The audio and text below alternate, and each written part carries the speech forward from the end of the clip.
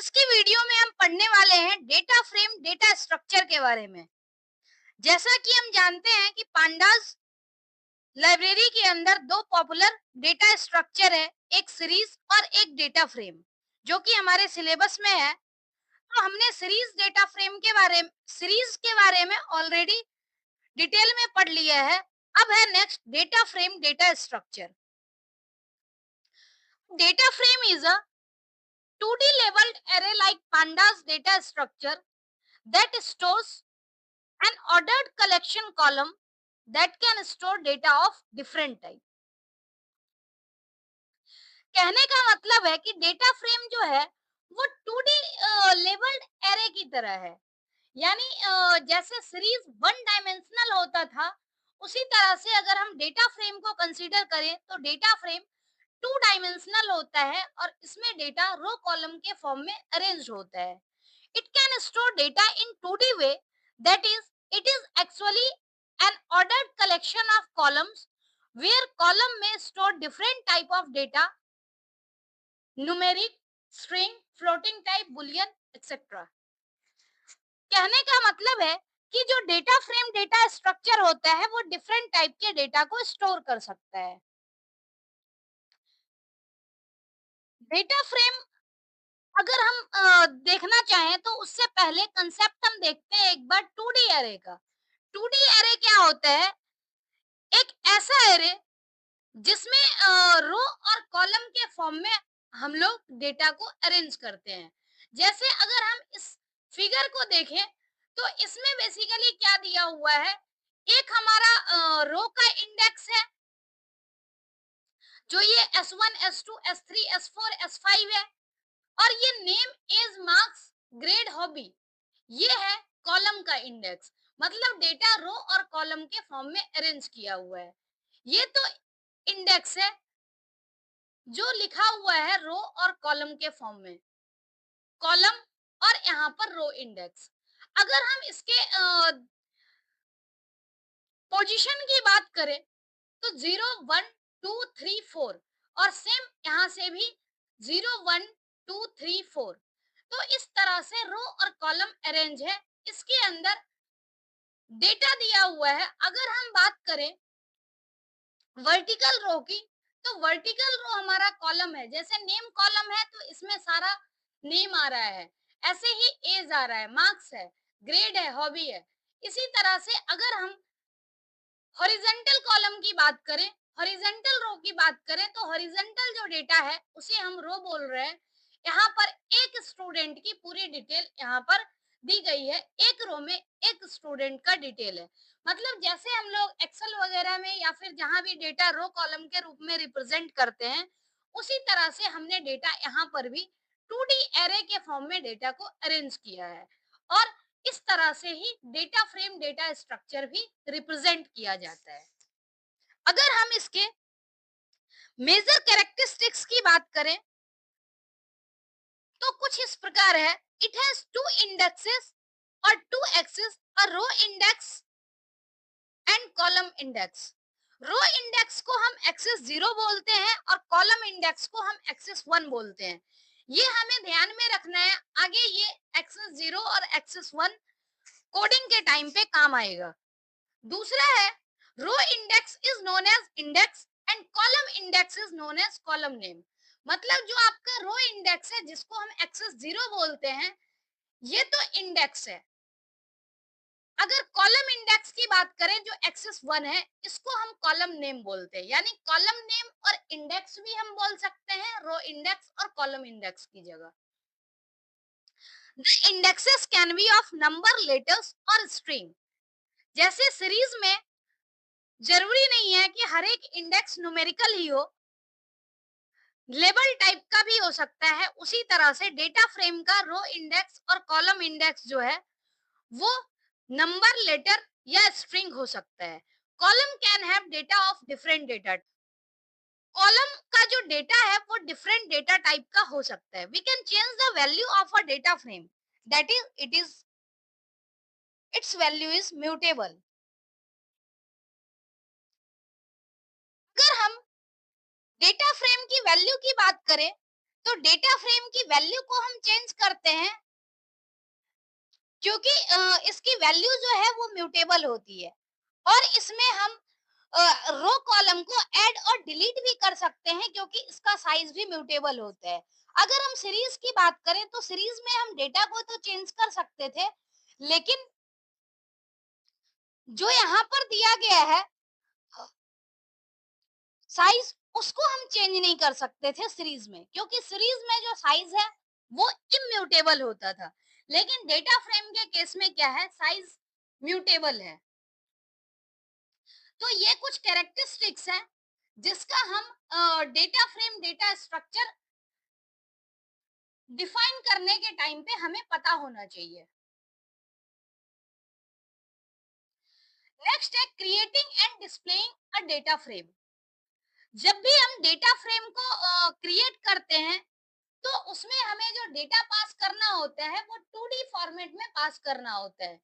Before creation of object import the necessary module, यानी data frame object को create करने से पहले हमें नेसेसरी मॉड्यूल को इंपोर्ट करना होगा, और नेसेसरी मॉड्यूल क्या है, तो पांडास लाइब्रेरी को हमें इंपोर्ट करना होता है। दूसरा, डेटा फ्रेम ऑब्जेक्ट क्रिएट करने का जो सिंटैक्स है वो कुछ इस तरह से है, data frame object equal to pandas dot data frame.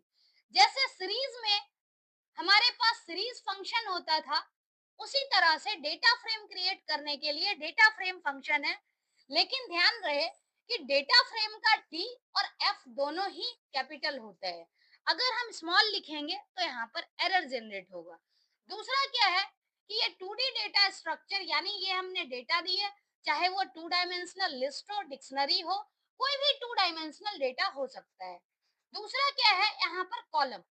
अगर हम कॉलम्स की बात करें तो कॉलम का सीक्वेंस हम देंगे, उसी तरह से इंडेक्स का सीक्वेंस देंगे। तो इस तरह से ये सिंटैक्स है जिसकी हेल्प से हम डेटा फ्रेम को क्रिएट करते हैं।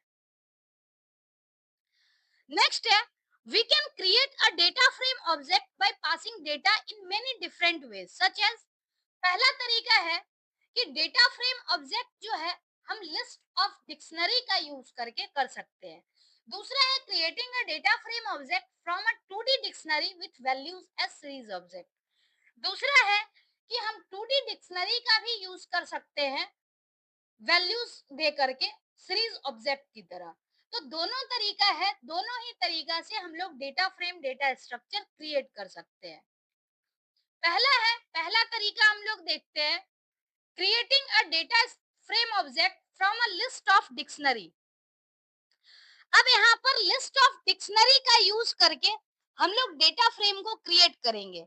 हमें पता है कि इसके अंदर कभी भी हम 2D लिस्ट को डिक्शनरी के फॉर्म में जैसे हम पास करेंगे, if you pass a 2D list having dictionaries as its element, then it will create a data frame object with inner dictionary keys as column and inner dictionary value makes row।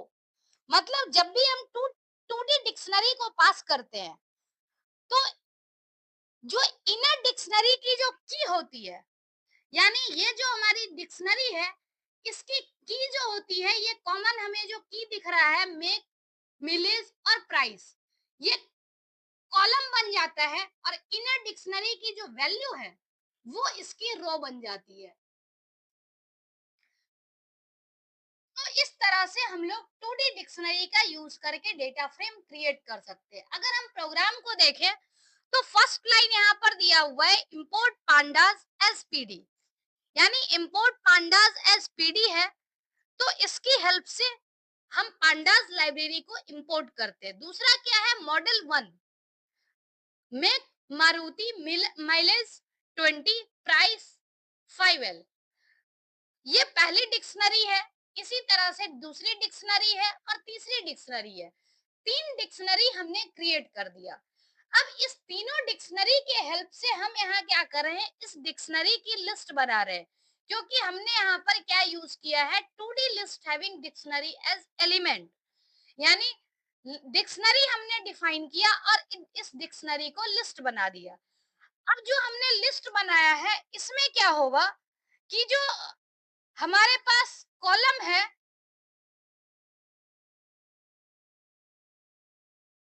इस column में क्या होगा कि जो आपका inner dictionary है, वो inner dictionary की जो की है, वो कॉलम बन जाएगी, जैसे मेक, माइलेज और प्राइस। और इनर डिक्शनरी की जो वैल्यू है, मॉडल 1, मॉडल 2, मॉडल 3, ये जो डिक्शनरी है इसकी वैल्यू है, ये रो बन जाएगी। तो इस तरह से डेटा फ्रेम बनेगा। यहाँ पर हमने फर्स्ट लाइन में पांडास को इंपोर्ट किया, उसके बाद हमने डिक्शनरी डिफाइन की, डिक्शनरी का यूज करके हमने लिस्ट बनाया। अब यहाँ से D equal to PD dot data data frame और कार्स, यानी डी जो है वो डेटा फ्रेम ऑब्जेक्ट है, पीडी डॉट डेटा फ्रेम, यहाँ पर डेटा फ्रेम क्या है, एक फंक्शन है जिसकी हेल्प से हम डेटा फ्रेम को क्रिएट कर सकते हैं। और कार्स हमने दे दिया ये वैल्यू जिसकी हेल्प से हम डेटा फ्रेम क्रिएट करेंगे। अब डेटा फ्रेम क्रिएट करने के बाद आउटपुट स्क्रीन पे शो करने के लिए हमें प्रिंट स्टेटमेंट लिखना जरूरी होता है। जब हम प्रिंट स्टेटमेंट लिखेंगे तो कुछ इस तरह से हमारे पास डेटा फ्रेम क्रिएट होकर के आएगा, जिसमें डिक्शनरी की इनर डिक्शनरी का जो कॉलम है, ये की जो है वो कॉलम बन गया और वैल्यू है वो रो बन गया। तो इस तरह से हम लिस्ट ऑफ डिक्शनरी का यूज करके डेटा फ्रेम क्रिएट कर सकते हैं। नेक्स्ट है creating a data frame object from a 2D dictionary with values as series object. Data frame object can be created by using multiple series object. That is, in a 2D dictionary, the values can be a series object. Following example will make it clear for you. अगर हम यहाँ पर example देखें तो इसमें क्या कर रहा है, सीरीज ऑब्जेक्ट की हेल्प से हम 2D डिक्शनरी बनाए। तो हमने क्या किया है, यहाँ पर पांडास लाइब्रेरी को इंपोर्ट कर दिया और पांडास लाइब्रेरी को इंपोर्ट करने के बाद हमने दो सीरीज बना दी। पहली सीरीज है D1, दूसरी सीरीज है D2। सीरीज में जब हम लिस्ट के फॉर्म में डेटा पास करेंगे और इंडेक्स पास नहीं करेंगे, इसका मतलब क्या है, बाय डिफॉल्ट जो इंडेक्स होगा वो होगा 0, 1 और 2। अब इस सीरीज की हेल्प से हम यहाँ पर एक डिक्शनरी डिफाइन कर दे रहे हैं, स्कूल, स्टाफ आईडी D1 और सैलरी D2। तो हमने यहाँ पर स्टाफ आईडी जो है वो इनर एलिमेंट जो है डिक्शनरी का, कि ये यहाँ पर स्टाफ आईडी और सैलरी कॉलम बन गया और D1 D2 जो डेटा है ये इसका रो बन गया। तो इस तरह से डेटा फ्रेम क्रिएट हो रहा है। अब DF equal to PD dot data frame और स्कूल, यानी ये जो सीरीज है, सीरीज की जो हमने डिक्शनरी क्रिएट की है, ये वैल्यू हमने डेटा फ्रेम क्रिएट करने में यूज किया, इसकी हेल्प से यहाँ पर डेटा फ्रेम क्रिएट हो गया। अगर हम प्रिंट डीएफ लिखते हैं, इसका मतलब क्या है, पाइथन सेल पे यहाँ पर डेटा फ्रेम हमें क्रिएट किया हुआ शो होगा। तो ये एग्जांपल था, इसकी हेल्प से हम सीरीज ऑब्जेक्ट क्रिएट करके और उसको डिक्शनरी के फॉर्म में यूज करेंगे, जिससे डेटा फ्रेम क्रिएट होगा। दूसरा एग्जांपल यहाँ हम लेते हैं, इसमें भी क्या है, दो सीरीज बनाई गई है। फर्स्ट लाइन तो है इंपोर्ट पांडास एज पीडी, उसके बाद एक सीरीज हमारे पास है स्टाफ और दूसरी सीरीज है सैलरी।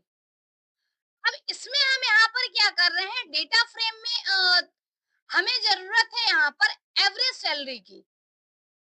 तो इस केस में हमने क्या किया, एवरेज यहाँ पर कैलकुलेट कर दिया। एवरेज क्या है, सैलरीज डिवाइडेड बाय स्टाफ। अब इससे एवरेज कैलकुलेट हो गया। ऑर्गेनाइजेशन नाम से हमने क्या की, इस सीरीज का यूज करके हमने यहाँ पर क्या कर दिया, डिक्शनरी बना दिया। पीपल, स्टाफ, अमाउंट, सैलरीज और एवरेज को हमने एवरेज यहाँ कैलकुलेट किया है। इसका मतलब एक डेटा हमारा इस सीरीज से है, दूसरा डेटा इस सीरीज से है और तीसरा डेटा जो हमने सैलरी और स्टाफ का यूज करके एवरेज कैलकुलेट किया है।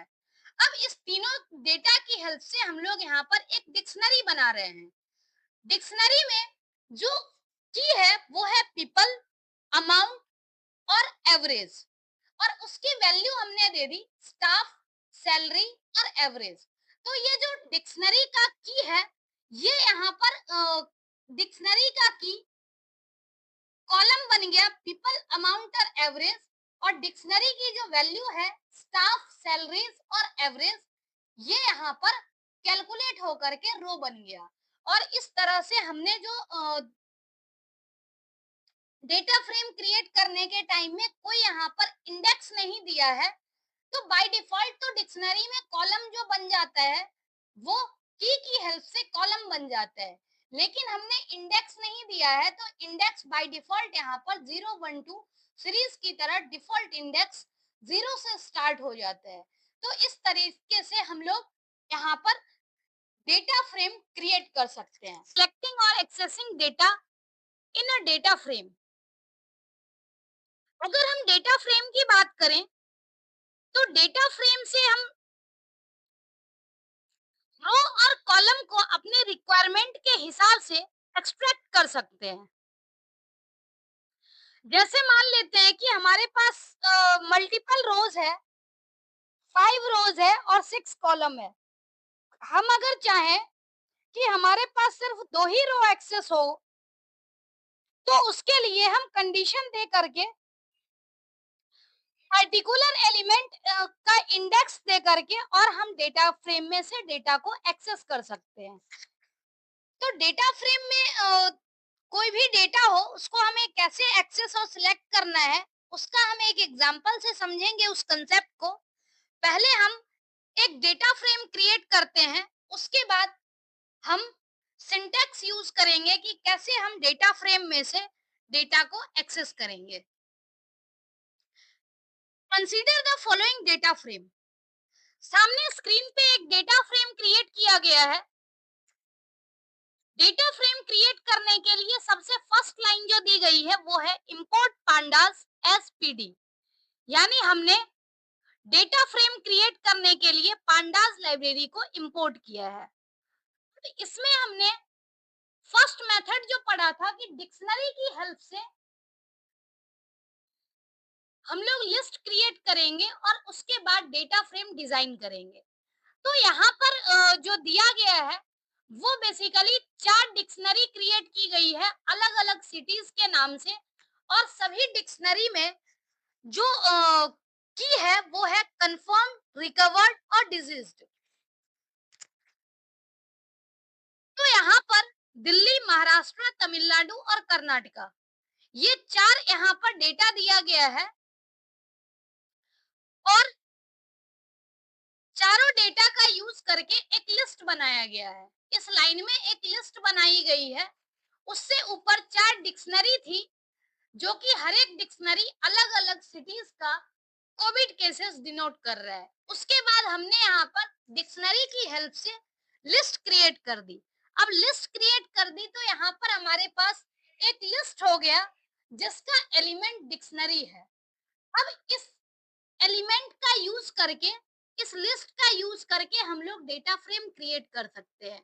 तो डेटा फ्रेम हमने क्रिएट किया df equal to pd dot data frame, और यहाँ पर कोविड, यानी ये जो डेटा हमने दिया ये डेटा फ्रेम क्रिएट करने के लिए। और चूंकि इसमें से हमें पता है कि जो ये कॉलम है यानी इनर डिक्शनरी की जो की है ये की कॉलम बन जाती है और जो डेटा है वो रो बन जाता है, लेकिन हमने यहाँ पर इंडेक्स डिफाइन नहीं किया था पहले। तो डिफाइन नहीं करने पे इंडेक्स जो होता है वो 0 1 अप टू सोन ऐसे स्टार्ट होता है सीरीज की तरह, लेकिन हम चाहे तो यहाँ पर इंडेक्स भी डिफाइन कर सकते हैं। तो इंडेक्स हमने यहाँ पर डिफाइन कर दिया, फिर से वही इंडेक्स दिल्ली, महाराष्ट्र, तमिलनाडु, कर्नाटका, ताकि इससे क्लियर हो कि कौन सा केस किस पर्टिकुलर सिटी से बिलोंग करता है। तो इस तरह से यहाँ पर एक डिक्शनरी क्रिएट हो गई और डिक्शनरी क्रिएट करने के बाद इसका यूज करके लिस्ट बन गया और लिस्ट का यूज करके फर्दर यहाँ पर डेटा फ्रेम क्रिएट हो गया और उसी डेटा फ्रेम को हमने प्रिंट कर दिया। तो यहाँ पर अब आउटपुट की अगर हम बात करें तो आउटपुट में हमारे पास जो है वो तीनों कॉलम आ रहा है जो कि इनर डिक्शनरी की है और ये जो हमने इंडेक्स दिया वो इंडेक्स यहाँ पर आ रहा है। तो इस तरह से ये डेटा फ्रेम क्रिएट हो गया। अब डेटा फ्रेम से हम डेटा को सिलेक्ट या एक्सेस कैसे कर सकते हैं, तो उसके लिए यहाँ पर हम देखेंगे सिलेक्टिंग और accessing a column. Column access करने के लिए हमारे पास क्या सिंटैक्स है वो हम देखते हैं। पहला सिंटैक्स है सिलेक्टिंग और एक्सेसिंग अ कॉलम में फर्स्ट सिंटैक्स ये है कि डेटा फ्रेम ऑब्जेक्ट और कॉलम नेम। जैसे हमने सीरीज ऑब्जेक्ट में किया था, सीरीज का ऑब्जेक्ट और इंडेक्स देते थे, उसी तरह से डेटा फ्रेम ऑब्जेक्ट और कॉलम नेम देंगे। अगर हम कॉलम का नाम देते हैं, कॉलम का नाम डायरेक्टली लिखेंगे तो उस केस में क्या होगा कि हमें स्क्वायर ब्रैकेट का यूज करना होगा। लेकिन अगर हम कॉलम का नाम स्क्वायर ब्रैकेट नहीं दे करके एट्रीब्यूट के रूप में यूज करेंगे तो दोनों ही करेक्ट है।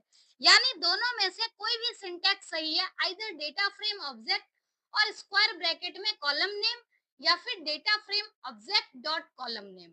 तो इस तरह से हम लोग सीरीज के कॉलम को जो डेटा फ्रेम है उसके कॉलम को सिलेक्ट या एक्सेस कर सकते हैं। जैसे यहाँ पर दिया हुआ है डीएफ कंफर्म, यानी डेटा फ्रेम जो है डेटा फ्रेम ऑब्जेक्ट डीएफ, इससे हमें कंफर्म्ड केस को एक्सेस करना है या फिर डीएफ डॉट कंफर्म। दोनों तरीका है, दोनों तरीके का यूज करके हम कंफर्म वाला या पर्टिकुलर कॉलम को एक्सेस कर सकते हैं। जैसे अगर हम यहाँ पर आउटपुट देखें इसका, तो जो डेटा फ्रेम हमारे पास था उसका कंफर्म्ड केस वाला जो कॉलम है वो कंफर्म्ड केस वाला कॉलम हमें यहाँ पर शो हो रहा है। जैसे दिल्ली और महाराष्ट्र, तमिलनाडु, कर्नाटका, और उसका नाम आ गया क्योंकि कंफर्म्ड वाले को हमने एक्सेस किया है और इसका डेटा टाइप जो है वो है int 64। तो इस तरह से डेटा फ्रेम का आउटपुट आता है जब हम किसी पार्टिकुलर कॉलम को सिलेक्ट करते हैं। यानी एक पर्टिकुलर कॉलम को सिलेक्ट करने के लिए हम सिंपली यहाँ पर क्या कर रहे हैं, कॉलम के नाम की हेल्प से एक्सेस कर रहे हैं। दूसरा है सिलेक्टिंग और एक्सेसिंग मल्टीपल कॉलम। अगर हमें एक कॉलम को एक्सेस करना होगा तो एक कॉलम को एक्सेस करने के लिए हम क्या करते हैं, पर्टिकुलर कॉलम का नाम देते हैं स्क्वायर ब्रैकेट में, और एक कॉलम को एक्सेस करने के लिए हम अगर चाहें तो डेटा फ्रेम ऑब्जेक्ट के साथ डॉट दे करके कॉलम नेम भी लिख सकते हैं। लेकिन अगर हमें मल्टीपल कॉलम को एक्सेस करना है तो मल्टीपल कॉलम को सिलेक्ट करने के लिए या एक्सेस करने के लिए हम लोग क्या करते हैं, कॉलम को स्क्वायर ब्रैकेट में लिखते हैं कॉमा से सेपरेट करके।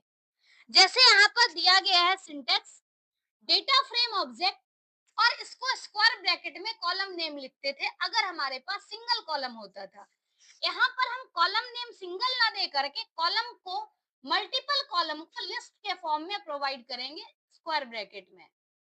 तो यहाँ पर क्या होगा, जिस ऑर्डर में हम कॉलम को सिलेक्ट करेंगे, जिस ऑर्डर में हमें सिंटेक्स में यहाँ पर मेंशन करना होगा, उसी सीक्वेंस में हमें आउटपुट में भी डेटा मिलेगा। जैसे हमने यहाँ लिखा है डीएफ कंफर्म रिकवर्ड, तो आउटपुट में भी क्या आ रहा है, कंफर्म और रिकवर्ड। तो इस तरह से हम मल्टीपल कॉलम को सिलेक्ट या एक्सेस कर सकते हैं।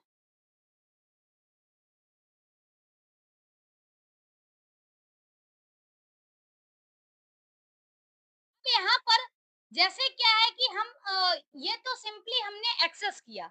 अगर हम आउटपुट स्क्रीन पे प्रिंट करना चाहते हैं तो उसके लिए हमें पता होना चाहिए कि जब तक हम प्रिंट स्टेटमेंट नहीं लिखेंगे तब तक आउटपुट स्क्रीन पे कोई भी डेटा प्रिंट नहीं होगा। तो उसके लिए अगर हमें स्टेटमेंट को प्रिंट करना है, ये तो एक्सेस करने के लिए है। अगर हमें इसी को प्रिंट करना है तो हमें प्रिंट स्टेटमेंट के साथ लिखना होगा और इस तरह से आउटपुट हमें पाइथन सेल पे शो होगा। तो ये तरीका था कि हम मल्टीपल कॉलम कैसे एक्सेस कर सकते हैं। नेक्स्ट है सिलेक्टिंग और accessing a subset from a database frame using row और कॉलम नेम। पहले कैटेगरी में हमने ये देखा था कि हम लोग मल्टीपल कॉलम में से कुछ पार्टिकुलर कॉलम को कैसे एक्सेस कर सकते हैं, यानी एक कॉलम को कैसे एक्सेस कर सकते हैं और एक से ज्यादा कॉलम को कैसे एक्सेस कर सकते हैं। अब हम लोग एक्सेस करेंगे रो और कॉलम का नाम यूज करके डेटा फ्रेम के सबसेट को एक्सेस करेंगे। जैसे यहाँ पर है टू एक्सेस रोज और a combination of rows and columns of following syntax can be used to select और access a subset from data frame object. जैसे यहाँ पर क्या है data frame object dot LOC, यानी हमने लोकेशन दे दिया। लोकेशन जो हम लोग 0 1 2 3 4 लिखते हैं तो वो बेसिकली लोकेशन है।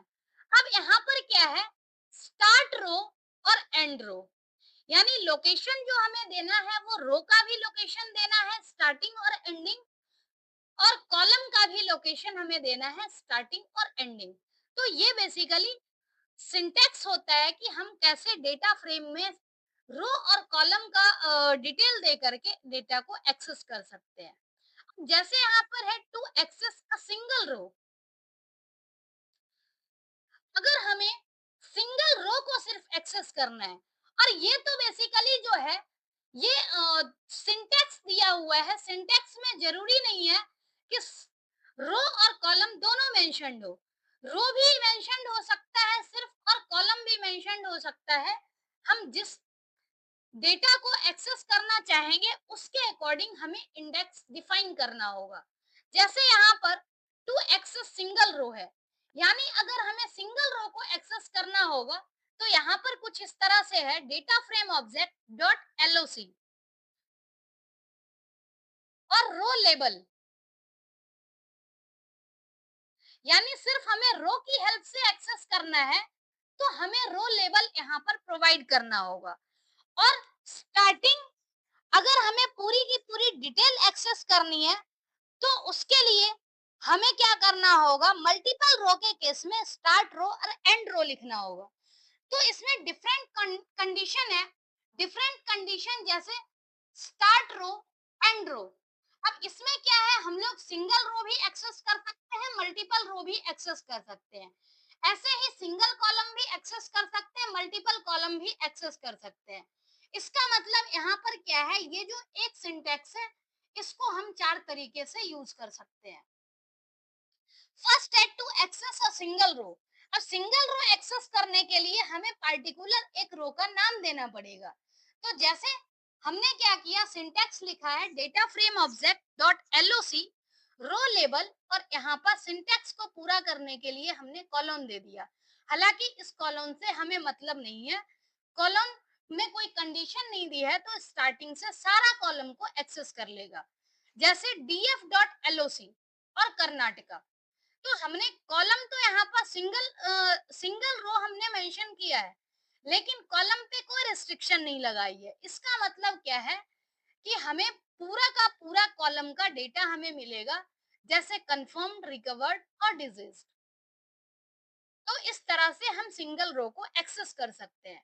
अगर हमें सिंगल की जगह मल्टीपल रो को एक्सेस करना होगा तो मल्टीपल रो को एक्सेस करने के लिए हमें यहाँ पर क्या करना होगा data frame object dot LOC start row और एंड रो, मतलब रो में से हमें स्टार्टिंग और एंडिंग दोनों डिफाइन करनी होगी। तो जैसे यहाँ एग्जांपल है डीएफ डॉट एलओसी तमिलनाडु और कर्नाटका, यानी तमिलनाडु से कर्नाटका तक हमें एक्सेस करना है और कॉलम पे कोई भी रिस्ट्रिक्शन नहीं है, यानी सारा कॉलम डेटा में होगा। तो इस तरह से हम लोग तमिलनाडु और कर्नाटका दोनों रो के सारे एलिमेंट को एक्सेस कर सकते हैं। तो यानी इस तरह से मल्टीपल रो एक्सेस होगा। नेक्स्ट है to access selective column. Selective column को एक्सेस करने के लिए हमें यहाँ पर रो पे रिस्ट्रिक्शन नहीं लगानी है, क्योंकि सिलेक्टिव कॉलम जब एक्सेस करेंगे तो यहाँ पर हमें रो पे कोई रिस्ट्रिक्शन नहीं लगाना है, रो का जिक्र ही नहीं करना है, सिर्फ सिंटेक्स फॉलो करना है। तो जैसे यहाँ पर data frame object dot LOC और यहाँ पर हमने कॉलम दिया है, कॉलम का यूज करके क्या होगा, स्टार्ट और एंड, यानी रो का स्टार्ट और एंड हमने डिफाइन नहीं किया है लेकिन सिंटेक्स को पूरा करेगा। दूसरा, हमने कॉलम का स्टार्ट और एंड डिफाइन किया है, तो कॉलम का स्टार्ट और एंड डिफाइन किया है, तो अब यहाँ पर क्या होगा, कॉलम की स्टार्टिंग और एंडिंग हम देंगे, तो उससे क्या है कि जो रो है वो तो सारा ही एक्सेस होगा, लेकिन कॉलम में हमने स्टार्टिंग और एंडिंग तक की मेंशन की है। अब इस कंडीशन में क्या है, सारे रो एक्सेस हो रहे हैं और कॉलम कंफर्म से डिजिट तक यहाँ पर एक्सेस हो रहा है। तो इस तरह से हम सिलेक्टिव कॉलम को भी एक्सेस कर सकते हैं। अब ये तो सिलेक्ट करने का था, इतने में क्या होता है, अगर इसको प्रिंट करना हो तो उसके लिए प्रिंट स्टेटमेंट के साथ हमें लिखना होता है। तो हमने सिर्फ, अगर हमें एक्सेस करना होगा तो सिर्फ इतना पार्ट लिखेंगे, लेकिन अगर प्रिंट करना होगा तो प्रिंट स्टेटमेंट के साथ। नेक्स्ट है, अगर इसकी जगह हमारे पास कुछ इस तरह से लिखा होता, प्रिंट bf डॉट एलओसी और कंफर्म्ड रिकवर्ड, तो कंफर्म्ड और रिकवर्ड के केस में क्या होता कि रो तो सारे एक्सेस होते, क्योंकि रो पे हमने रिस्ट्रिक्शन नहीं लगाई है, लेकिन कंफर्म्ड और रिकवर्ड सिर्फ इतना ही डेटा हमें एक्सेस होगा। नेक्स्ट है combining row and column ranges. अब तक तो हमने यही किया था कि सिर्फ और सिर्फ हमने रो और कॉलम का अलग अलग तरीके से रेंज लिखा था। तो रो और कॉलम का अलग अलग तरीके से रेंज लिखने पे क्या था कि हमने रो पे रिस्ट्रिक्शन दिया और कॉलम पे रिस्ट्रिक्शन दिया। अब हम यहाँ पर चाहें तो हम क्या कर सकते हैं, रो और कॉलम दोनों का यूज कर सकते हैं, दोनों रेंज का। तो हमने यहाँ पर क्या किया, स्टार्ट रो और एंड रो दिया है, या यानी दिल्ली से तमिलनाडु तक का डेटा एक्सेस होगा, दिल्ली, महाराष्ट्र और तमिलनाडु। ऐसे ही कॉलम में हमने दिया है स्टार्ट और एंड कॉलम, यानी कंफर्म्ड और रिकवर्ड। तो इसमें कंफर्म्ड और रिकवर्ड ये दोनों ही यहाँ पर एक्सेस हो रहा है। तो इस तरह से हमने रो और कॉलम दोनों पे रिस्ट्रिक्शन लगाया, रो और कॉलम दोनों के रेंज को हमने एक्सेस किया है। नेक्स्ट है selecting rows columns from a data frame. अब इसमें अभी तक तो हमने एलओसी को यूज किया था, यानी हमने कॉलम और रो दोनों का नाम लिखा था। अगर एलओसी हम लिखते हैं तो हमें लोकेशन देना पड़ता है, इट मींस नाम देना होता है रो और कॉलम का। लेकिन अगर हम आईलॉक का यूज करते हैं, यानी इंडेक्स लोकेशन का, तो उस केस में हमें कॉलम का नाम नहीं देना होता है, उस केस में हमें पूरा इंडेक्स देना होता है। दूसरा, एक और चीज हमें ध्यान में रखना है कि अगर हम लोकेशन लिखते हैं तो लोकेशन में क्या है, स्टार्टिंग और एंडिंग दोनों ही इंक्लूड होती है, यानी स्टार्ट और इंडेक्स दोनों, एंडिंग दोनों ही इंक्लूड होता है। लेकिन अगर हम इंडेक्स लोकेशन की बात करें तो इंडेक्स लोकेशन में हमेशा एंड इंडेक्स जो है वो एक्सक्लूड होता है। जैसे इसका हम अगर देखें कि जैसे हमें कॉलम का लेवल नहीं पता हो कि कॉलम का नाम क्या है, तो उस केस में अगर हम डेटा को एक्सेस करना चाहें तो हम इंडेक्स की हेल्प से एक्सेस कर सकते हैं। जैसे डेटा फ्रेम में क्या है, रो और कॉलम का न्यूमेरिक पोजीशन होता है जिसको हम बोलते हैं आईलोक, यानी इंटीजर लोकेशन, इंडेक्स लोकेशन। अगर हम सिंटैक्स की बात करें तो सिंटैक्स पहले जैसा ही है, सिर्फ लॉक की जगह आईलॉक लिखा हुआ है और यहाँ पर start row index end row index, start column index or end column index. When you use iloc, then start index, end index for given rows and column works like slices, and end index is excluded unlike loc. यानी loc में क्या होता था, जो end index था वो include होता था, लेकिन iloc में क्या होगा, end index जो है वो इंक्लूड नहीं होगा, जैसा कंसेप्ट हमने स्लाइसिंग में पढ़ा था। जैसे कि एग्जांपल की अगर हम बात करें तो यहाँ पर लिखा हुआ है प्रिंट df iloc और 02, यानी स्टार्टिंग रो का जो इंडेक्स है वो है 0 to 2, यानी 0 और 1 तो इंक्लूड होगा लेकिन 2 इंक्लूड नहीं होगा क्योंकि 2 यहाँ पर एंडिंग इंडेक्स है। ऐसे ही अगर हम बात करें कॉलम की, तो कॉलम में 1 से 3 है, तो 1 से 3 है इसका मतलब 0 तो इंक्लूड होगा ही नहीं, 1 इंक्लूड होगा, 2 इंक्लूड होगा और 3 इंक्लूड नहीं होगा। मतलब इस जगह पर हम देखें तो जीरोथ और फर्स्ट इंडेक्स वाला रो एक्सेस होगा और उसका दूसरा और तीसरा कॉलम, क्योंकि इंडेक्स जो है वो 0 से स्टार्ट होते हैं, तो दूसरा और तीसरा कॉलम एक्सेस होगा। तो इस तरीके से हम आउटपुट को अगर देखें तो दिल्ली और महाराष्ट्र ये दोनों फर्स्ट नंबर पे था, जैसे कि 0 और 1 दिल्ली और महाराष्ट्र, तो ये दोनों एक्सेस हो गया। उसके बाद कंफर्म्ड, रिकवर्ड और डिजीज 3 थे, तो कंफर्म तो चूंकि 0th इंडेक्स है तो ये तो इंक्लूड ही नहीं किया गया है, रिकवर्ड और डिजीज, तो ये हमें आउटपुट में यहाँ शो हो रहा होगा दिल्ली और महाराष्ट्र, रिकवर्ड और disease.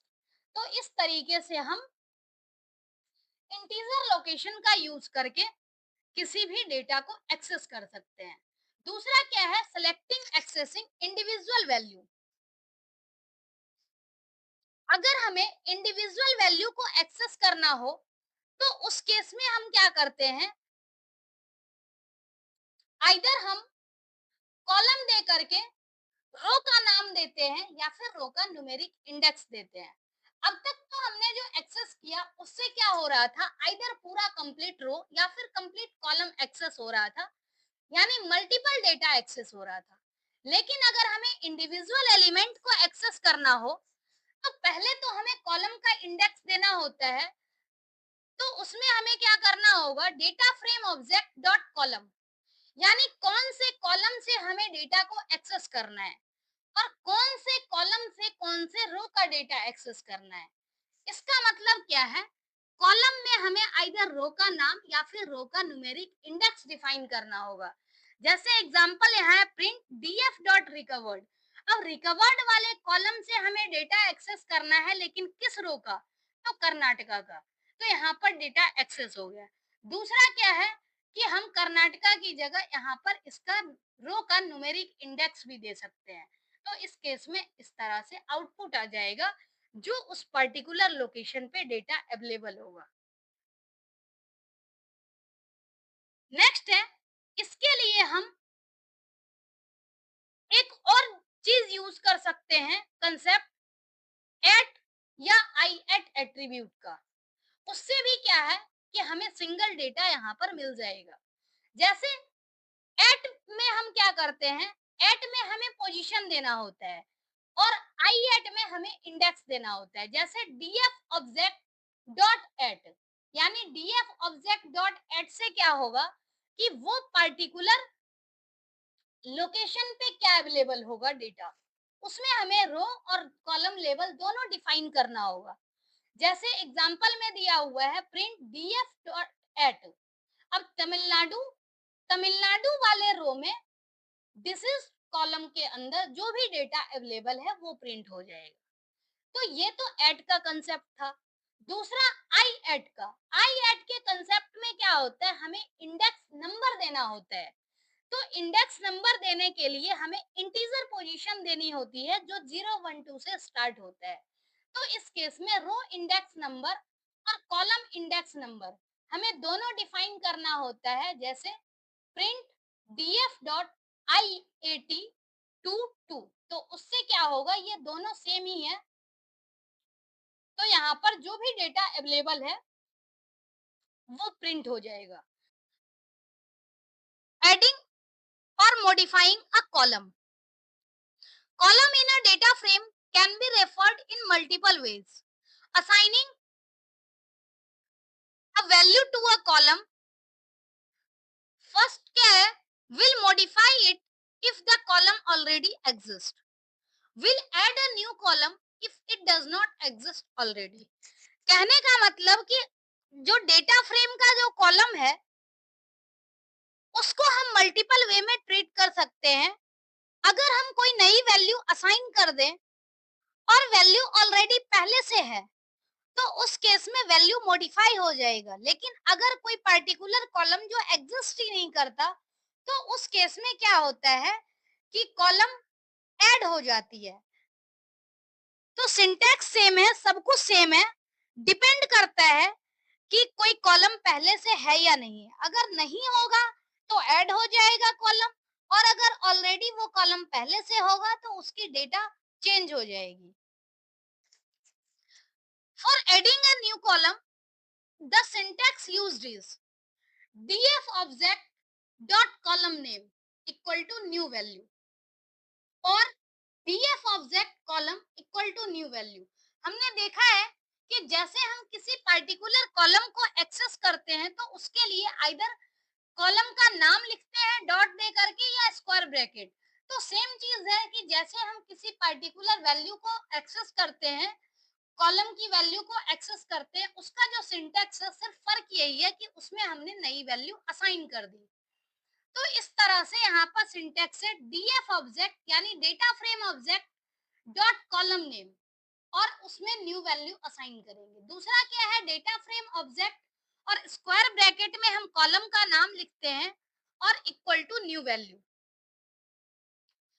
If the given column name does not exist in data frame, then a new column with this name is added. जैसे यहाँ पर क्या है, हमने एग्जांपल दिया DF recovery rate, DF recovery rate equal to 2.5। इस case में क्या हो रहा है कि जो रिकवरी रेट नाम की कॉलम है उसकी वैल्यू हम असाइन कर रहे हैं 2.5। तो इस केस में दो सिचुएशन हो सकती है, आइदर रिकवरी रेट का कॉलम पहले से हो। अगर रिकवरी रेट का कॉलम पहले से होगा तो उसकी वैल्यू अपडेट हो जाएगी 2.5 से, और अगर रिकवरी रेट का कॉलम डेटा फ्रेम में प्रेजेंट नहीं होगा तो उस केस में क्या होगा, 2 रिकवरी रेट नाम की कॉलम ऐड हो जाएगी और सब में वैल्यू हो जाएगा 2.5। यहाँ चूंकि हम सिंगल वैल्यू असाइन कर रहे हैं तो आप देखेंगे कि रिकवरी रेट वाले कॉलम में सभी रो के लिए सेम वैल्यू है 2.5। New column recovery rate is added and the value 2.5 will be assigned for all the rows. If you want to assign different values for each row, for this newly added column, use the following.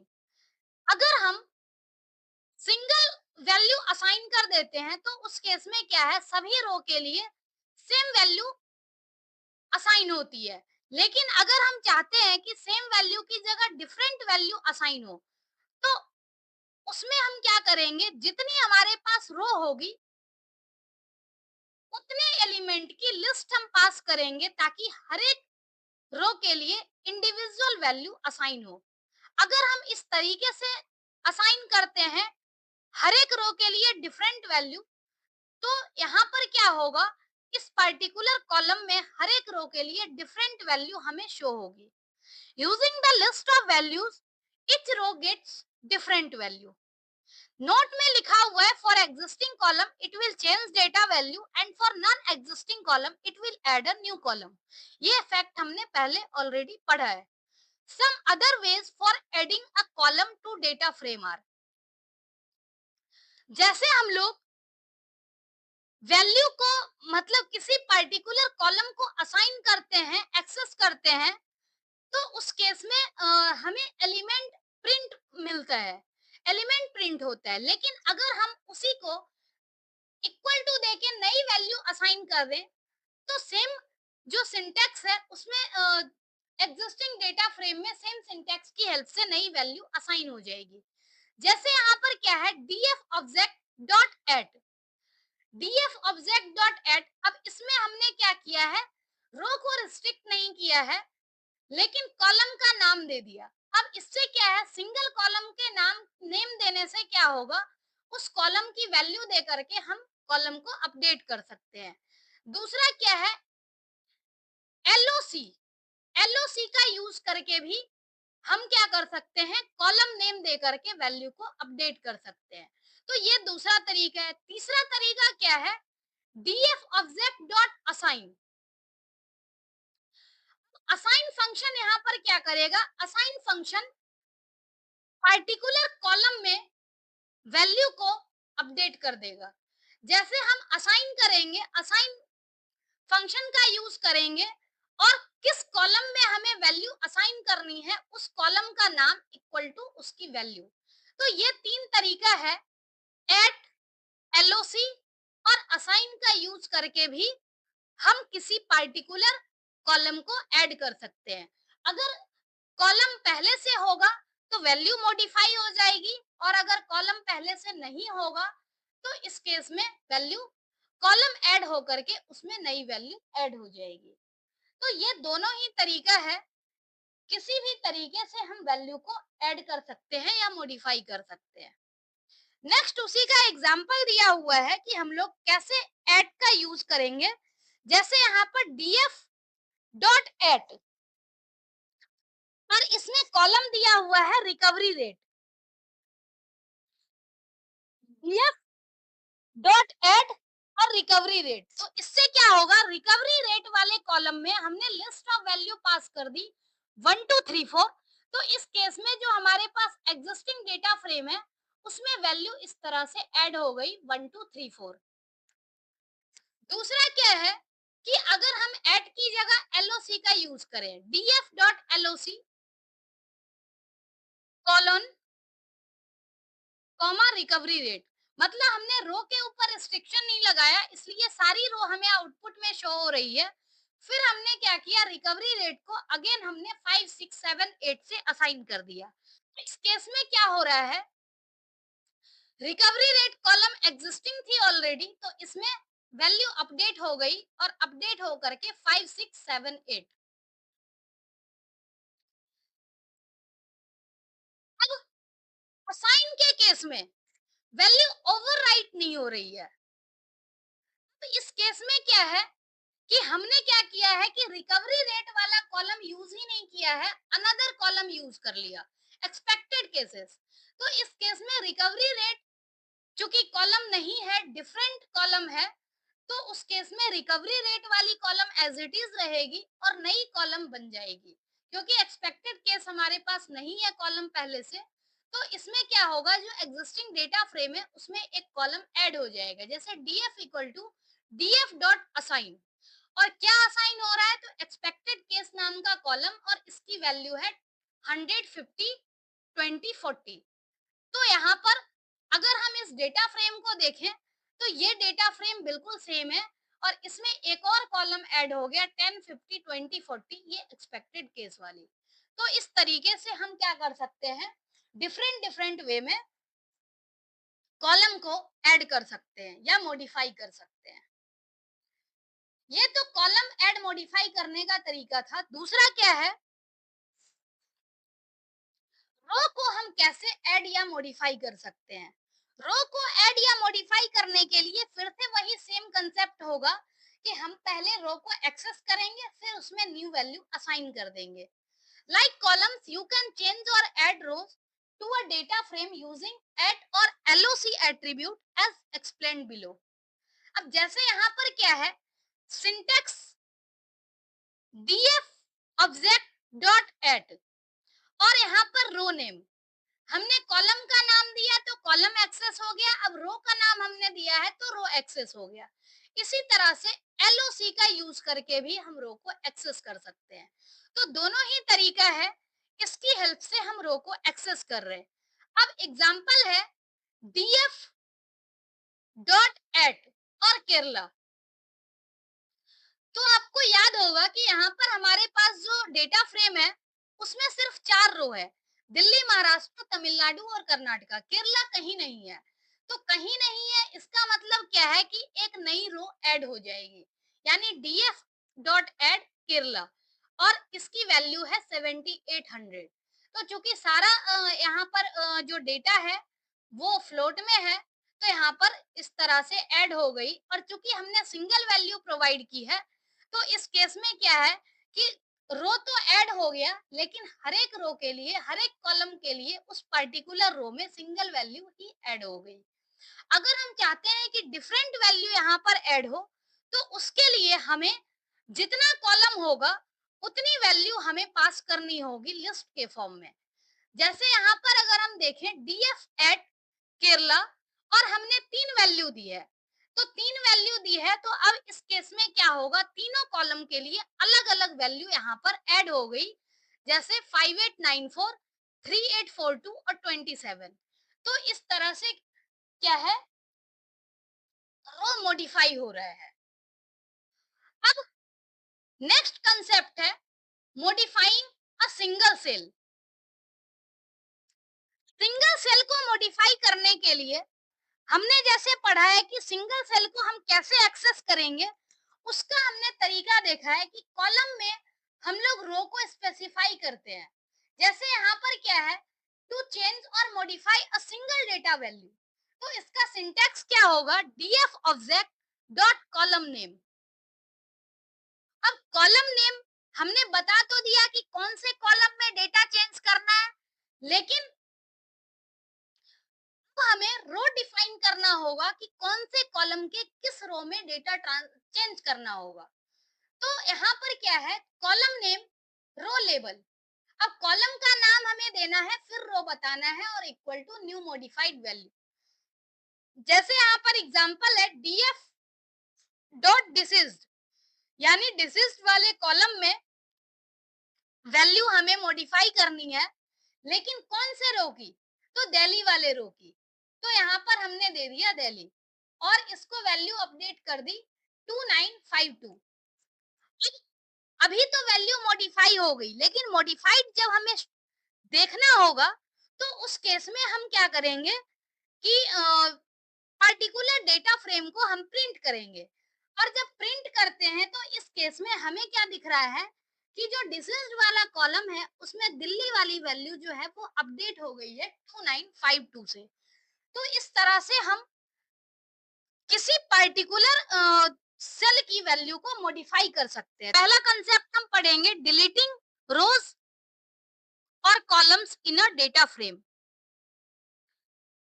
To delete a column use del statement as.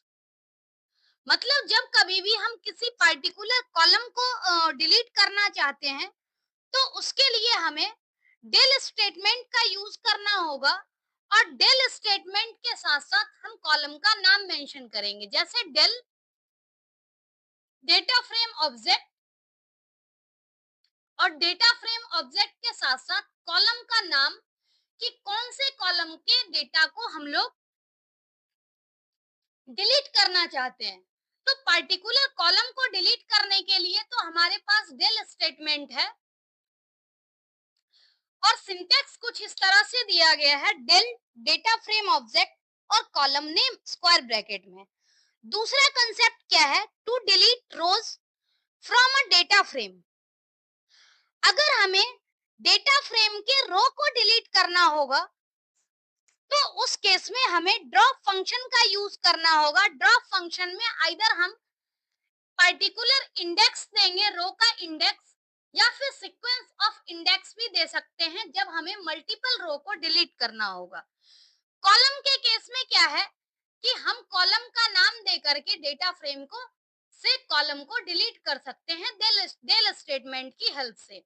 और अगर हमें रो delete करना होगा तो उसके लिए drop function का use करना होगा।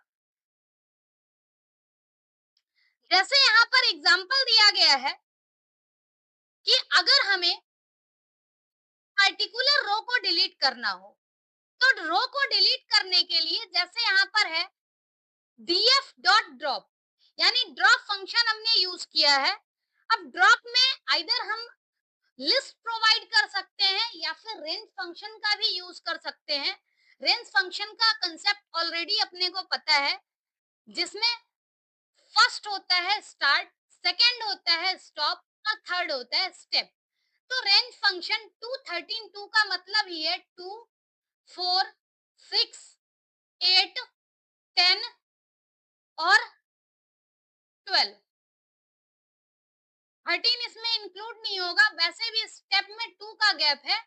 तो ड्रॉप का जो है वो इस तरह से मेंशन करेंगे, तो उस केस में क्या होगा, 2 4 6 8 10 और 12 ये डेटा हमारा डिलीट हो जाएगा। दूसरा क्या है कि अगर हम ये 13 नहीं, सॉरी, यहाँ पर ये 2 4 6 8 उसके बाद हम अगर 10 लिखते हैं तो ये ज्यादा अच्छे से होगा, क्योंकि रेंज फंक्शन में 2 4 6 8 10 और 12 ये दोनों ही यहाँ पर आ रहा है। अब अगर हम बात करें इस पर्टिकुलर ड्रॉप फंक्शन की, तो ड्रॉप फंक्शन में भी यहाँ पर 2 4 6 8 उसके बाद 8 के बाद 10 और 10 के बाद यहाँ पर 12 दोनों सेम स्टेटमेंट है, और दोनों ही केस में 2 4 6 8 10 और 12 इस रो को डिलीट कर देगा। तो इस तरह से हम ड्रॉप फंक्शन का यूज करके हम किसी पर्टिकुलर रो को डिलीट कर सकते हैं या फिर मल्टीपल रो को डिलीट कर सकते हैं। दूसरा, यहाँ पर अगर हमें किसी कॉलम को पर्टिकुलर एक सिंगल रो को डिलीट करना होगा, तो हम इस तरह से भी डिलीट कर सकते हैं, प्रिंट डीएफ डॉट ड्रॉप और यहाँ पर केरला। यानी मल्टीपल रो को डिलीट करने के लिए हमारे पास एक रेंज फंक्शन का यूज करके है, दूसरा लिस्ट हम दे सकते हैं, और सिंगल को डिलीट करने के लिए हम पर्टिकुलर रो का नाम दे सकते हैं। इसी तरह से अगर हमें कॉलम को डिलीट करना होगा तो df डॉट ड्रॉप यहाँ पर नहीं चलेगा, उस केस में हम डेल स्टेटमेंट का यूज करेंगे, डेल डेटा फ्रेम ऑब्जेक्ट और कॉलम का नाम। तो दोनों ही तरीका है, और दोनों ही तरीके से एक तरीके से हम कॉलम को डिलीट कर सकते हैं डेल स्टेटमेंट का यूज करके, और रो डिलीट करने के लिए ड्रॉप फंक्शन हमें यूज करना होगा। नेक्स्ट है रीनेमिंग रोज कॉलम्स। अगर हमें किसी पर्टिकुलर रो या कॉलम को रीनेम करना हो, तो रीनेम करने के लिए क्या होता है, हमारे पास एक सिंटैक्स है, और उस सिंटैक्स में रीनेम फंक्शन का यूज होता है, जैसे df ऑब्जेक्ट डॉट रीनेम। अब इसमें हमें क्या करना होगा, जैसे इंडेक्स को अगर हमें रीनेम करना हो या कॉलम को रीनेम करना हो, तो उसके लिए यहाँ पर हम index equal to name dictionary दे सकते हैं, कॉलम का नेम डिक्शनरी दे सकते हैं, और इन प्लेस फॉल्स दे सकते हैं। इस केस में एक बार हम डिस्कस करेंगे कि आखिर इस सिंटैक्स में क्या क्या डिफाइन किया है। फर्स्ट में जो इंडेक्स आर्गुमेंट है वो बेसिकली क्या करता है, रो लेबल को डिफाइन करता है, यानी रो को डिफाइन कर रहा है। अगर हमें सिर्फ रो को रीनेम करना है तो उस केस में हमें इंडेक्स को चेंज करना होगा। अगर हमें सिर्फ कॉलम को रीनेम करना है तो उस केस में हमें column equal to name dictionary use करना होगा। यानी दोनों ही तरीका है, आइदर हम सिर्फ इंडेक्स को रीनेम करें या फिर सिर्फ कॉलम को रीनेम करें। तीसरा है कि अगर हमें इंडेक्स और कॉलम दोनों को रीनेम करना है, तो उस केस में हमें क्या करना होगा कि इंडेक्स और कॉलम दोनों को मेंशन करना होगा। और दूसरी बात, एक और चीज यहाँ पर ध्यान में रखना है कि ये नेम्स डिक्शनरी जो हम बेसिकली डिफाइन कर रहे हैं, उसमें पहले हमें ओल्ड नेम डिफाइन करना होगा कि ओल्ड नेम क्या है, उसके बाद न्यू नेम क्या है। तो इस तरीके से हम नेम डिक्शनरी को डिफाइन करेंगे और ये इंडेक्स के लिए भी होगा, कॉलम के लिए भी होगा या फिर दोनों के लिए भी हो सकता है। इन प्लेस फॉल्स लिखा हुआ है, अगर हम इन प्लेस ट्रू करते हैं तो उस केस में क्या है कि जो एग्जिस्टिंग डेटा फ्रेम है, एग्जिस्टिंग डेटा फ्रेम में ही सारी वैल्यू अपडेट हो जाएगी और उस केस में क्या है कि हम अगर डेटा फ्रेम को प्रिंट करेंगे तो पुराना डेटा फ्रेम भी हमारा अपडेटेड मिलेगा। लेकिन अगर हम चाहते हैं कि दोनों डेटा फ्रेम अलग अलग रहे, यानी एग्जिस्टिंग डेटा फ्रेम हमारा एज इट इज रहे और नए डेटा फ्रेम क्रिएट होकर के सारा चीज चेंज हो, तो उस केस में हम in place equal to false लिखते हैं। इन प्लेस ट्रू और फॉल्स का यही मतलब है। इन प्लेस यानी अगर ट्रू होगा तो एग्जिस्टिंग डेटा फ्रेम में चेंज हो जाएगा और अगर इन प्लेस फॉल्स रहता है तो ओरिजिनल डेटा फ्रेम हमारा चेंज नहीं होता है। तो इस चीज का हमें ध्यान में रखना है कि हमारी रिक्वायरमेंट क्या है, उसके हिसाब से हम इन प्लेस को ट्रू या फॉल्स डिफाइन करेंगे। जैसे यहाँ पर एग्जांपल दिया हुआ है, consider a data frame DF. ये डेटा फ्रेम यहाँ डिफाइन किया गया है और इसमें हम चाहते हैं कि जो सेक्शन है एबीसी, इसको हम रीनेम कर दें, यानी एबीसी से रीनेम कर दें। To change the row levels to ABC use, अब इसमें क्या करना है, डीएफ डॉट रीनेम। हमने क्या किया है, data frame object dot rename use किया है और चूंकि यहाँ पर हम सिर्फ इंडेक्स को चेंज करना चाहते हैं तो हमने लिख दिया यहाँ पर इंडेक्स। सेक्शन ए यानी ओल्ड नेम और old name to new name, यहीं पर ये जो हमारा नेम डिक्शनरी है, ऐसे ही old name new name, old name new name, इस तरीके से हमें डिफाइन करना होता है। अब यहाँ पर हम अगर ध्यान देखें तो name of dictionary for index argument is storing old and new index name. अब यहाँ पर नेम डिक्शनरी जो है वो ओल्ड इंडेक्स और न्यू इंडेक्स दोनों होल्ड कर रहा है। अगर हम रीनेम फंक्शन यहाँ पर यूज कर रहे हैं तो इस केस में क्या हो रहा है कि ओरिजिनल डेटा फ्रेम में चेंज हो रहा है और अगर हम ध्यान से देखें तो हमें दोबारा से वो डेटा नहीं मिलेगा। The rename function does not make changes in original data frame, it creates a new data frame with the changes or and original data frame remains unchanged। अब इसमें क्या है कि अगर हम रीनेम फंक्शन का यूज करते हैं तो हमने देखा है कि इन प्लेस यहाँ पर यूज किया जाता है, इन प्लेस ट्रू और in place false. By default हमारा इन प्लेस जो है वो फॉल्स है। इसका मतलब क्या है कि हमें ओरिजिनल डेटा फ्रेम अगर हम प्रिंट करें तो ओरिजिनल डेटा फ्रेम भी हमारा एज इट इज दिखेगा और जो नया डेटा फ्रेम है जो हमने ऑलरेडी रीनेम फंक्शन का यूज करके इंडेक्स चेंज किया है वो भी हमें दिखेगा। अगर हम ओरिजिनल डेटा फ्रेम में चेंज करना चाहें तो उसके लिए हमें इन प्लेस ट्रू यहाँ पर डिफाइन करना होगा। जैसे सेम यहाँ पर दिया गया है सिंटेक्स, सिर्फ यहाँ लिखा गया है in place equal to true. अब इस केस में क्या होगा, ओरिजिनल डेटा फ्रेम में चेंज हो जाएगा।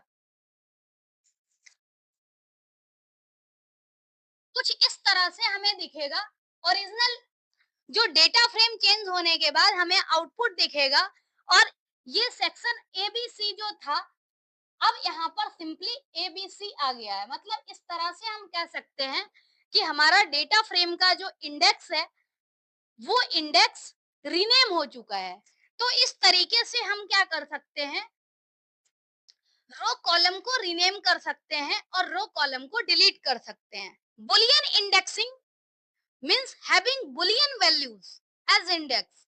बुलियन वैल्यू क्या होती है, आइदर ट्रू फॉल्स और 10 as index of a data frame. Data frame का इंडेक्स न्यूमेरिक भी हो सकता है और नॉन न्यूमेरिक भी हो सकता है। एक और कंसेप्ट है कि जो डेटा फ्रेम का इंडेक्स होता है वो बुलियन वैल्यू भी हो सकता है, आइदर ट्रू फॉल्स या फिर 10। जैसा कि हम जानते हैं ट्रू के लिए 1 होता है और फॉल्स के लिए 0 होता है।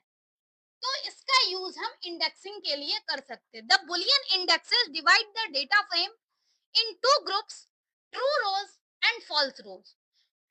जैसे बुलियन इंडेक्सिंग में हमें पता है कि दो ही पॉसिबिलिटीज हो सकती है, आइदर ट्रू होगी या फिर फॉल्स होगी। तो अगर हम ट्रू वैल्यू को एक्सेस करेंगे, यानी ट्रू वाले इंडेक्स को एक्सेस करेंगे, तो जो डेटा फ्रेम है ट्रू इंडेक्स वाली सारी अलग हो जाएगी और फॉल्स इंडेक्स वाली अलग हो जाएगी। तो इस तरह से जो हमारा डेटा फ्रेम है वो टू ग्रुप में डिवाइड हो जाएगा। सबसे पहला कंसेप्ट हम ये देखते हैं कि हम डेटा फ्रेम को बुलियन इंडेक्स की हेल्प से कैसे क्रिएट कर सकते हैं। Creating data frames with Boolean indexes. Whenever you create data frame with boolean indexes, never enclose true and false in single or double quotes. सबसे पहले हमें यही ध्यान में रखना है कि हम इंडेक्स को न्यूमेरिक और नॉन न्यूमेरिक वैल्यू के आधार पे सिंगल या डबल कोटेशन मार्क में इनक्लोज करते हैं। ध्यान रहे कि ट्रू और फॉल्स जो है बुलियन वैल्यू है और इसको हमें इनक्लोज करने की नीड नहीं होती है सिंगल कोटेशन मार्क में या फिर डबल कोटेशन मार्क में। अगर हम सिंगल या डबल कोटेशन मार्क में लिखते हैं तो इससे एरर जनरेट होगा। सबसे पहले हम क्रिएट करते हैं यहाँ पर बुलियन इंडेक्सिंग की हेल्प से एक डेटा फ्रेम को। जैसे पहला स्टेटमेंट है इंपोर्ट पांडास एस पीडी। अब हमने यहाँ पर क्या किया है, दो लिस्ट क्रिएट कर दी, एक डेज के लिए और एक क्लासेस के लिए। अब लिस्ट का यूज करके, इस लिस्ट का यूज करके हम एक डिक्शनरी क्रिएट कर रहे हैं और इस डिक्शनरी का जो की है वो कॉलम बन जाएगा और डिक्शनरी का जो रो है, एलिमेंट है, वो वैल्यू रो बन जाएगा। अब यहाँ पर सेकेंड और थर्ड स्टेटमेंट में हमने लिस्ट को डिफाइन किया है। इसी लिस्ट का यूज करके हम लोग यहाँ पर एक डिक्शनरी क्रिएट कर रहे हैं और उस डिक्शनरी का एलिमेंट जो है एक लिस्ट है, यानी डेज की है और ये जो वैल्यू है ये वैल्यू दी गई लिस्ट है। ऐसे ही नंबर ऑफ क्लासेस में क्या है, ये क्लासेस दी गई है और ये इसकी वैल्यू है।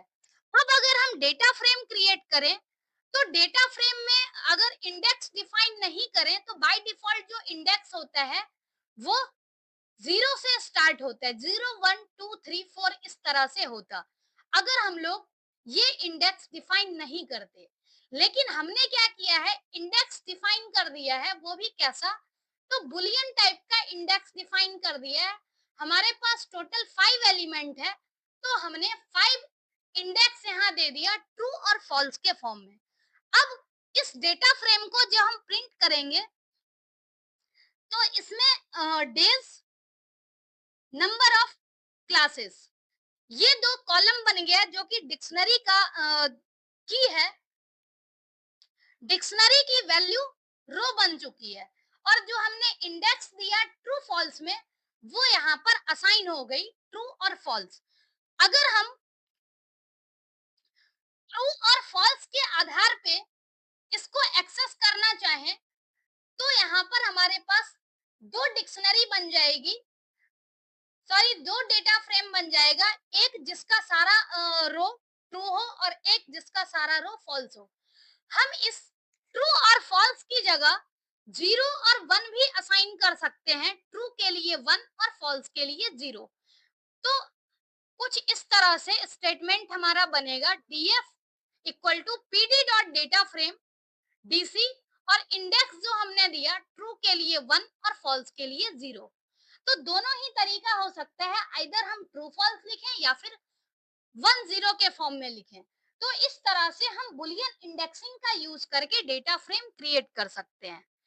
अब कंसेप्ट हम देखते हैं कि बुलियन इंडेक्स की हेल्प से हम डेटा को एक्सेस कैसे कर सकते हैं। सेम प्रोग्राम यहाँ पर दिया गया है जिसमें फर्स्ट रो जो है वो पांडास को इंपोर्ट करने के लिए। उसके बाद यहाँ डेटा दिया गया है, डिक्शनरी की हेल्प से यहाँ पर डेटा फ्रेम क्रिएट की गई है और इस डेटा फ्रेम को प्रिंट कर दिया गया। यहाँ तक प्रोग्राम सेम है। अब इस जगह पर क्या है कि ट्रू और फॉल्स के आधार पे हमने वैल्यू एक्सेस करी है। अगर हम df.loc यानी जो लोकेशन है उसमें हम स्क्वायर ब्रैकेट में जो रो है उसका नाम या फिर उसका इंडेक्स देते हैं अगर आईलॉक लिखते हैं तो इस कंसेप्ट का यूज करके हम लोग क्या कर सकते हैं, वैल्यू को, डेटा फ्रेम की वैल्यू को एक्सेस कर सकते हैं। जैसे हमने लिखा प्रिंट df.loc और ट्रू, तो इससे क्या होगा, ट्रू वाली जितनी भी रो है वो एक्सेस हो जाएगी और इस लाइन की हेल्प से क्या होगा, ये डेटा फ्रेम प्रिंट हो जाएगा जिसकी सारी रो है ट्रू। उसी तरह से अगर हम बात करें यहाँ पर df.loc और फॉल्स, ये स्टेटमेंट में जब हम प्रिंट स्टेटमेंट लगा रहे हैं तो यहाँ से क्या हो रहा है, जो फॉल्स वाली हमारे पास रो है वो यहाँ से एक्सेस हो रही है, फॉल्स और फॉल्स। इसलिए हमने कहा था कि एक कंप्लीट डेटा फ्रेम को टू पार्ट में डिवाइड करता है, टू, ट्रू और फॉल्स दोनों इंडेक्स के आधार पर। तो इस तरह से हम लोग बुलियन इंडेक्सिंग का यूज करके रो की हेल्प से डेटा फ्रेम को एक्सेस करते हैं ट्रू और फॉल्स वैल्यू में। ये तो बुलियन इंडेक्सिंग का कंसेप्ट था। आज का नेक्स्ट कंसेप्ट है iterating over a data frame. Iterating का मतलब क्या होता है कि हर एक एलिमेंट को एक एक करके एक्सेस करना।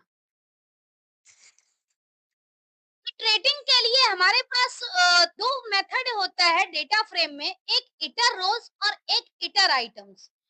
इटर रोज क्या करता है, रो को वन बाय वन इटरेट करता है और इटर आइटम्स क्या करता है, कॉलम को वन बाय वन इटरेट करता है।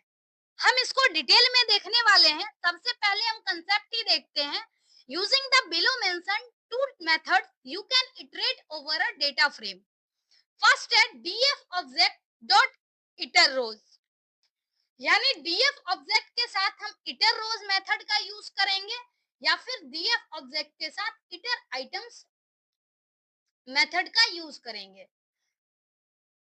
df dot iterrows views a data frame in the form of horizontal subset, यानी रो बाय रो एक्सेस होगा, हॉरिजॉन्टल सबसेट यानी रो बाय रो। उसी तरह से अगर df डॉट इटर आइटम्स है तो df डॉट इटर आइटम्स क्या करता है, वर्टिकल सबसेट यानी कॉलम वाइज डेटा को इटरेट करता है। Each horizontal subset is in the form of row index series where series contains all column values for row index, यानी रो में क्या है, रो इंडेक्स और सीरीज।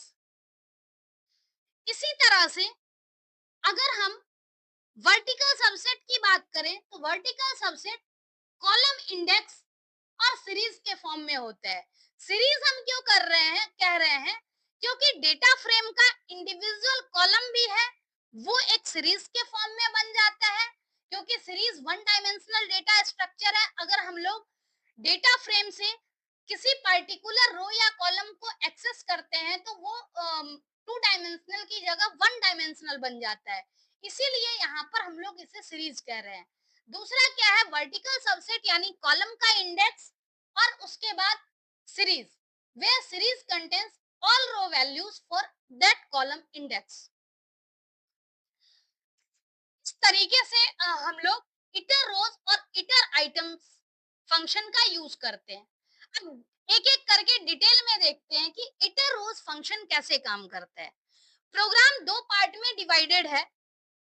पहला पार्ट जो है वो डेटा फ्रेम क्रिएट करने का और दूसरा पार्ट जो है वो है एलिमेंट को एक एक करके इटरेट करने का, एक्सेस करने का।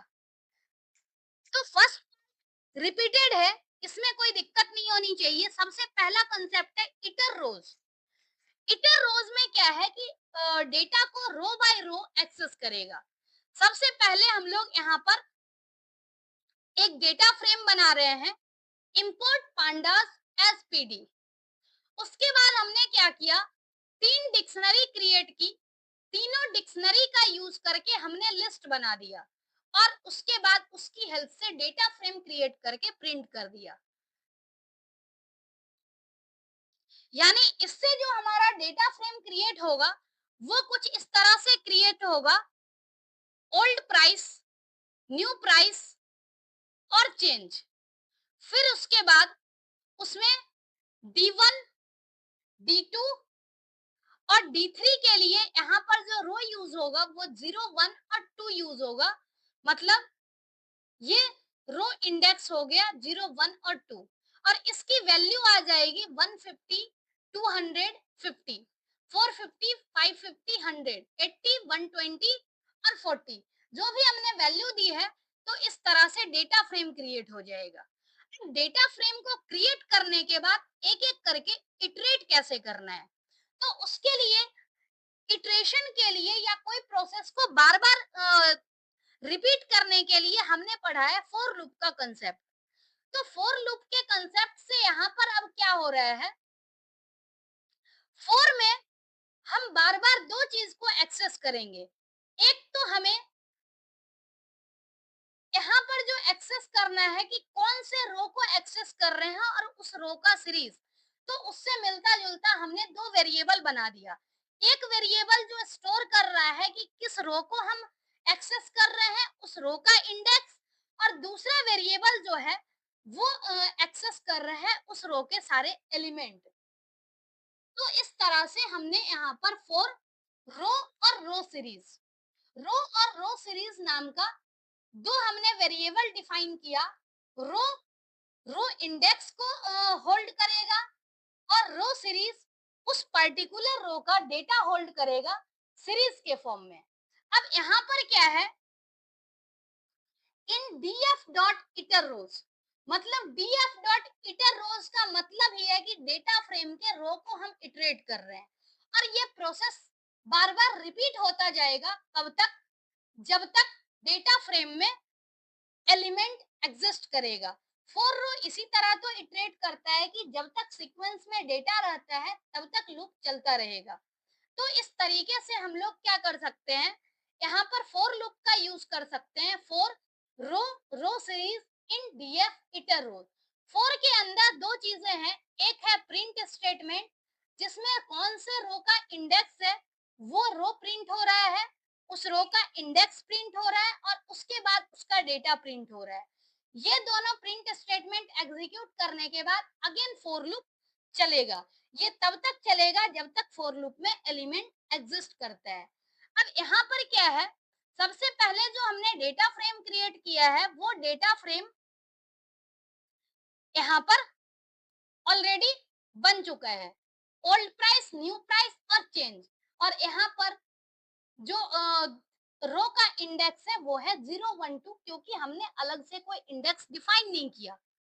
अब फॉर लूप का यूज करके जब हम इटरेट करेंगे तो सबसे पहला जो इटरेशन होगा वो फर्स्ट रो के लिए, यानी फर्स्ट रो के लिए इटरेशन होगा, मतलब ये रो। अब इस रो के लिए row index 0, old price, new price और 200 चेंज, मतलब ये सीरीज के फॉर्म में यहाँ पर आ गया, जो कि हमने ऑलरेडी देखा है कि डेटा फ्रेम को जब हम एक्सेस करेंगे तो सीरीज बनेगा। उसके बाद नेम 0, यानी रो का नाम यहाँ पर 0 हो गया, यानी फर्स्ट टाइम जब लूप चलेगा तो उससे इतना आउटपुट हमें मिलेगा, row index 0, old price, new price, change. और डी टाइप यहाँ पर इंट 64, नेम 0। दूसरा सेकेंड राउंड में जब लूप चलेगा तो अब क्या हो गया, रो इंडेक्स हमारा 1 हो गया, रो इंडेक्स 1 हो गया। रो इंडेक्स 1 में again old price 450, new price 550 और चेंज 100। तो नेम 1, डी टाइप इंट 64। ये सेकेंड इटरेशन हो गया, ये फर्स्ट इटरेशन था। उसके बाद थर्ड इटरेशन के बाद यहाँ पर हमारे पास कोई डेटा ही नहीं है तो लूप टर्मिनेट हो जाएगा। तो इस तरह से क्या है कि इटर रोज फंक्शन का यूज करके जो डेटा फ्रेम है उसको हम इटरेट कर सकते हैं। So with iter rows, you can iterate over data frame row wise where each row values are returned in the form of series type object. और ऑलरेडी हमने देखा है कि हर एक रो को हम एक्सेस भी कर रहे हैं और जो डेटा है वो रो वाइज सीरीज के फॉर्म में एक्सेस हो रहा है। नेक्स्ट कंसेप्ट है using pandas hitter items function. जैसे इटर रोज फंक्शन जो है वो रो वाइज डेटा को एक्सेस कर रहा है, उसी तरह से जो इटर आइटम्स फंक्शन है वो रो वाइज की बजाय कॉलम वाइज डेटा को एक्सेस करेगा। अब इसमें सेम प्रोग्राम यहाँ पर भी बनाया गया है। Iteritems function import pandas as PD. यहाँ पर D1 ये फर्स्ट डिक्शनरी है, D2 वाली ये सेकेंड डिक्शनरी है, ये थर्ड डिक्शनरी है। मतलब ये सेम प्रोग्राम है, ऊपर तक जो प्रोग्राम है वो बिल्कुल सेम है। यहाँ पर थोड़ा सा लेआउट चेंज हो गया है, अदरवाइज ये कोड सेम है। अब इसकी हेल्प से डेटा फ्रेम प्रिंट हो गया। अब इस केस में हम क्या कर रहे हैं, इटर आइटम्स डिफरेंस यही है कि हमने यहाँ पर अब कॉलम वाइज इसको एक्सेस किया है। फॉर आई जे यानी आई हमारा कॉलम इंडेक्स है और जो जे है वो क्या है, कॉलम वाली सीरीज है। और हमने क्या किया है, सेम तरीके से इस बार इटर आइटम की हेल्प से एक्सेस किया है। तो आउटपुट में क्या डिफरेंस आएगा, डेटा फ्रेम हमारा एज इट इज प्रिंट होकर के आया, कॉलम इंडेक्स इस बार आएगा। मतलब हम डेटा को कॉलम वाइज एक्सेस कर रहे हैं तो इस टाइम में कॉलम वाइज यानी कॉलम इंडेक्स, ओल्ड प्राइस और हर एक कॉलम के लिए यहाँ पर एक रो वाइज सीरीज क्रिएट हो गई। मतलब इस रो के लिए आइटम यहाँ पर क्या है, यानी फर्स्ट इटरेशन में अगर हम ध्यान से देखें तो इससे क्या हो रहा है, फोर आई यानी फर्स्ट इंडेक्स के लिए ये आई, ये 0 1 2 यानी आई, ये 0 ये ओल्ड प्राइस के लिए यहाँ पर क्या है, ये पूरा का पूरा कॉलम एक्सेस हो रहा है। उसके बाद नेक्स्ट जो है सेकेंड इटरेशन में जो दूसरा कॉलम है न्यू प्राइस, उसका डेटा एक्सेस हो रहा है और तीसरी बार में फिर से क्या हो रहा है, चेंज, इसका डेटा एक्सेस हो रहा है। मतलब अगर हम ध्यान से देखें तो यहाँ पर कुछ इस तरह से इटरेशन बन रहा है। ये हमारा डेटा फ्रेम है, ये फर्स्ट इटरेशन में आ रहा है फर्स्ट कॉलम, सेकेंड इटरेशन में सेकेंड कॉलम, थर्ड इटरेशन में थर्ड कॉलम। तो इस तरह से हम इटर आइटम्स का यूज करके कॉलम को एक्सेस कर सकते हैं। जिस तरह से सीरीज के एलिमेंट को टॉप और बॉटम एलिमेंट को प्रिंट करने के लिए हम हेड और टेल फंक्शन का यूज करते हैं, उसी तरह से डेटा फ्रेम के एलिमेंट को भी प्रिंट करने के लिए हम हेड और टेल फंक्शन का यूज करेंगे। हेड और टेल फंक्शन जो है वो टॉप और बॉटम के रो को एक्सेस करते हैं। You can use head and tail function to retrieve top 5 or bottom 5 rows respectively of a data frame object if you pass no argument to this. This function is to be used as df.head और df.tail। अब जैसे क्या है कि हमने series में भी पढ़ा था कि हेड फंक्शन के अंदर जो ये n है, ये n ऑप्शनल होता है। जैसे हेड फंक्शन है, हेड फंक्शन में हम n दे भी सकते हैं और नहीं भी दे सकते हैं। इसी तरह से टेल फंक्शन में भी हम n दे भी सकते हैं और नहीं भी दे सकते हैं। अगर हम हेड और टेल फंक्शन में n को स्पेसिफाई कर देंगे तो n की जितनी वैल्यू होगी उतने रो को प्रिंट करेगा। अगर हेड है तो हेड टॉप के रो को प्रिंट करता है। मान लीजिए कि हमने n की जगह 4 दे दिया तो टॉप 4 रो को प्रिंट करेगा। इसी तरह से टेल में अगर हमने 4 दे दिया तो बॉटम 4 रो को प्रिंट करेगा। ये तब की कंडीशन है जब हमने n की वैल्यू स्पेसिफाई कर दी। अगर हम n की वैल्यू स्पेसिफाई नहीं करते हैं तो बाय डिफॉल्ट n की वैल्यू 5 होती है, चाहे वो हेड हो या फिर टेल हो। हेड और टेल दोनों के केस में अगर हम वैल्यू स्पेसिफाई नहीं करते हैं तो by default head function top 5 रो को रिटर्न करता है और टेल फंक्शन बॉटम 5 रो को रिटर्न करता है। जो सिंटैक्स है वो कुछ इस तरह से है, data frame object dot head और data frame object dot tail. दोनों सिमिलर तरीके से काम करता है, सिर्फ डिफरेंस ये है कि हेड टॉप रो को रिटर्न करेगा और टेल बॉटम रो को। इसको एग्जांपल के थ्रू देखते हैं। जैसे यहाँ पर हमने क्या किया है, डेटा फ्रेम क्रिएट किया है। सेम तरीका है, सबसे फर्स्ट में हमने क्या किया, फर्स्ट स्टेटमेंट लिखा जिसमें पांडास लाइब्रेरी को इंपोर्ट किया है और यहाँ पर टोटल हमने 10 डिक्शनरी क्रिएट कर दी, D1 से लेकर के D10 तक। सभी डिक्शनरी में जो की है वो रोल नंबर है, नेम है और मार्क्स है। तो इस तरह से हमने एक सिमिलर डिक्शनरी क्रिएट कर दी है, टोटल 10। अब इस डिक्शनरी को लिस्ट के फॉर्म में हमने यहाँ पर लिख दिया। अब इसकी हेल्प से हम क्या कर सकते हैं, डेटा फ्रेम क्रिएट कर सकते हैं। जैसे ही डेटा फ्रेम क्रिएट होगा तो डेटा फ्रेम क्रिएट करने के बाद हम इसकी वैल्यू को प्रिंट कर सकते हैं। अगर हमने इस डेटा फ्रेम ऑब्जेक्ट के साथ डॉट हेड फंक्शन लिख दिया तो डॉट हेड का मतलब ही है कि टॉप 5 रो को प्रिंट करेगा। तो इससे क्या है कि आउटपुट में 0 से 4 यानी टॉप 5 रो आ गया। इसी तरह से जो df.tail फंक्शन है वो बॉटम 5 रो को प्रिंट करेगा। तो यहाँ पर बॉटम 5 रो प्रिंट हो गया कुछ इस तरह से 5 6 7 8 9। और अगर हम प्रिंट df लिखते हैं तो इससे कंप्लीट डेटा फ्रेम प्रिंट होगा। अब जैसे यहाँ पर 0 से 9 टोटल 10 रो है, हमने 10 डिक्शनरी बनाई थी तो टोटल 10 रो है। अब 0 टू 4 तक का ये टॉप 5 रो है तो ये हेड फंक्शन की हेल्प से ये प्रिंट हो गया। इसी तरह से बॉटम 5 रो की अगर हम बात करें तो 5 6 7 8 9 ये बॉटम 5 रो है। इसकी हेल्प से क्या है 5 6 7 8 9 ये यहाँ पर प्रिंट हो गई। तो इस तरह से हम हेड और टेल फंक्शन का यूज करते हैं without any value. Without any value by default total 5 row consider होगा, चाहे वो हेड का फंक्शन हो या फिर टेल फंक्शन हो। नेक्स्ट है,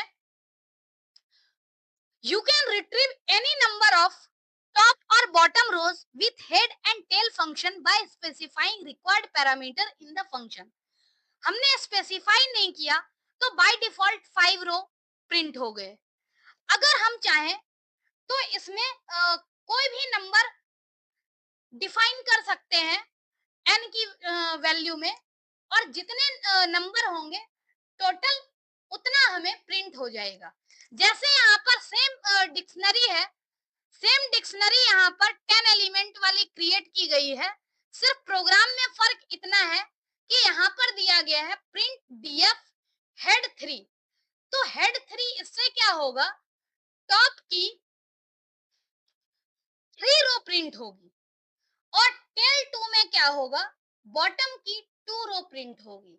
अगर हम कभी ऐसा लिख दें कि n की वैल्यू डेटा फ्रेम में दिए गए रो से ज्यादा हो जाए तो उस केस में एरर जनरेट नहीं होगा, लेकिन क्या है कि जितने रो हमारे पास अवेलेबल है वो आ जाएगा। जैसे मान लेते हैं कि यहाँ पर हमारे पास 10 है, हमने n की वैल्यू 15 दे दी तो आउटपुट में क्या है, क्योंकि हमारे पास 10 ही है तो 10 रो यहाँ पर प्रिंट हो जाएगा, मतलब मैक्सिमम सारे रो प्रिंट हो जाएंगे। अगर यही के सेम केस टेल में हो जाए तो टेल के केस में भी क्या होगा, सारा रो प्रिंट हो जाएगा। तो इस तरह से हमारा हेड और टेल फंक्शन काम करता है। अगर हमने स्पेसिफाई किया एन की वैल्यू, तो जो भी वैल्यू स्पेसिफाई करेंगे उसके अकॉर्डिंग रो रिटर्न होगा। अगर वैल्यू स्पेसिफाई नहीं करेंगे तो बाय डिफॉल्ट 5 रो कंसीडर होगा। अगर हमने वैल्यू स्पेसिफाई किया लेकिन नंबर ऑफ रो से ज्यादा हो गया, यानी डेटा फ्रेम में जितना रो है उससे ज्यादा हो गया, तो उस कंडीशन में क्या है, पूरा डेटा फ्रेम में जितना भी रो अवेलेबल है वो हमें प्रिंट मिलेगा, प्रिंट होगा। तो इस तरह से हेड और टेल फंक्शन डेटा फ्रेम का काम करता है। एट्रीब्यूट मेनली हमें एडिशनल इंफॉर्मेशन प्रोवाइड करता है। When you create a data frame object, all information related to it such as size, data type, dimension etcetera is available through its attributes. मतलब attributes का use करके हम जो भी additional information हो वो सभी हम डेटा फ्रेम का निकाल सकते हैं। उसके लिए जो सिंटैक्स है वो सिंटैक्स कुछ इस तरह से है, data frame object dot attribute name. कोई भी एट्रीब्यूट यूज होगा तो डेटा फ्रेम ऑब्जेक्ट के साथ डॉट लगा करके उसके बाद हमें एट्रीब्यूट नेम मेंशन करना होगा। अब यहाँ पर एक टेबल है जिसमें समराइज्ड वे में सभी एट्रीब्यूट को दिखाया गया है। पहले हम एक बार इसको डिस्कस करते हैं, फिर एक एक करके डिटेल में देखेंगे। पहला एट्रीब्यूट है इंडेक्स। इंडेक्स एट्रीब्यूट क्या करता है कि जितना भी रो लेवल है, इंडेक्स है, उसको शो करने का काम करता है। कॉलम्स एट्रीब्यूट कॉलम लेवल को शो करते हैं। यानी जब भी हम इंडेक्स एट्रीब्यूट का यूज करेंगे तो उस डेटा फ्रेम में जो भी इंडेक्स होगा वो हमें आउटपुट के फॉर्म में मिलेगा, साथ ही उसका डेटा टाइप भी मेंशन होगा। ऐसे ही कॉलम्स के लिए भी कॉलम के जितने भी वैल्यूज होंगे वो सभी आउटपुट में शो होंगे और साथ ही उसका डेटा टाइप शो होगा। एक्सेस एक्सेस में क्या होता है, return a list representing both the axes, यानी रो और कॉलम दोनों ही इसमें दिखेगा। जैसे इंडेक्स में सिर्फ इंडेक्स दिखता है, कॉलम में कॉलम दिखता है, एक्सेस में रो और कॉलम दोनों हमें आउटपुट में मिलेगा। डी टाइप्स यानी डेटा टाइप, डेटा फ्रेम में जो भी डेटा टाइप यूज किया गया है उसका डेटा टाइप रिटर्न किया जाएगा इसके अंदर। साइज एट्रीब्यूट, नेक्स्ट है size attribute returns an int representing the number of elements in this object। यानी साइज एट्रीब्यूट क्या करता है, टोटल नंबर ऑफ एलिमेंट हमें डेटाबेस से फाइंड आउट करके देता है और इसका जो आउटपुट है वो इंटीजर के फॉर्म में, यानी साइज जो है मतलब नंबर ऑफ एलिमेंट, तो ऑब्वियस सी बात है इसमें काउंटिंग ही होगी। शेप, शेप में क्या होता है, return a tuple representing the dimensionality of data frame. मतलब इसमें डेटा फ्रेम का जो भी डायमेंशन होगा रो कॉलम दोनों को यहाँ पर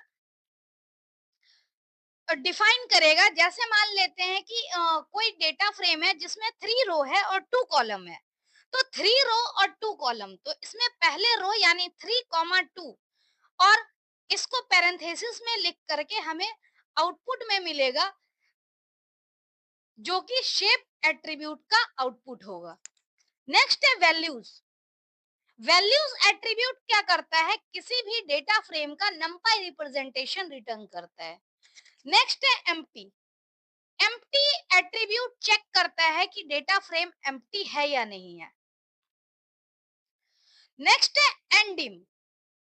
एंडिम ये मेनली चेक करता है कि जो हमारा डेटा है वो 1 डायमेंशनल है, 2 डायमेंशनल है। तो जैसा कि हम जानते हैं कि जो हमारा डेटा फ्रेम होता है वो 2 डायमेंशनल स्ट्रक्चर होता है, तो इसीलिए इसका आउटपुट 2 आता है। नेक्स्ट है टी। टी एट्रीब्यूट यानी ट्रांसपोज इंडेक्स एंड कॉलम्स। इसमें क्या होता है कि हमारे पास जो फ्रेम डेटा फ्रेम होता है उसका इंडेक्स कॉलम बन जाता है और कॉलम इंडेक्स बन जाता है। जैसे हमने मैट्रिक्स पढ़ा होगा, मैट्रिक्स में ट्रांसपोज होता है तो उसमें रो कॉलम में चेंज हो जाता है, कॉलम रो में चेंज हो जाता है, तो सेम केस यहाँ भी होता है। अब हम इसको एक एक करके डिटेल में देखते हैं कि किस तरह से काम करता है। सबसे पहले हमने यहाँ पर क्या किया, एक डेटा फ्रेम क्रिएट किया है। सारे एग्जाम्पल में हम इसी डेटा फ्रेम का यूज करेंगे। जैसे डेटा फ्रेम है इंपोर्ट पांडास एसपीडी, और इसमें हमने टू डायमेंशनल डिक्शनरी का यूज किया है। ये हमारी इनर डिक्शनरी है और ये आउटर डिक्शनरी है। आउटर डिक्शनरी का जो सेल्स और मार्केटिंग की है वो डेटा फ्रेम का कॉलम बन जाता है, और जो इनर डिक्शनरी की है वो रो का इंडेक्स बन जाता है। तो इस तरीके से हम यहाँ पर एक series create data frame create कर रहे हैं टू डायमेंशनल डिक्शनरी का यूज करके। फिर हमने क्या किया, यहाँ डिक्शनरी क्रिएट किया है और डिक्शनरी को प्रिंट कर दिया, तो हमें इस तरह से आउटपुट मिल गया। अब एक एक करके हम सारे एट्रीब्यूट का यूज करते हैं। जैसे फर्स्ट है retrieving various properties of data frame object. To view the value of an attribute, just give its name with data frame's name as depicted in following examples. अब जैसे कोई डेटा फ्रेम है, data frame जो हमने create किया हुआ है वो डेटा फ्रेम ऑब्जेक्ट है डीएफएन।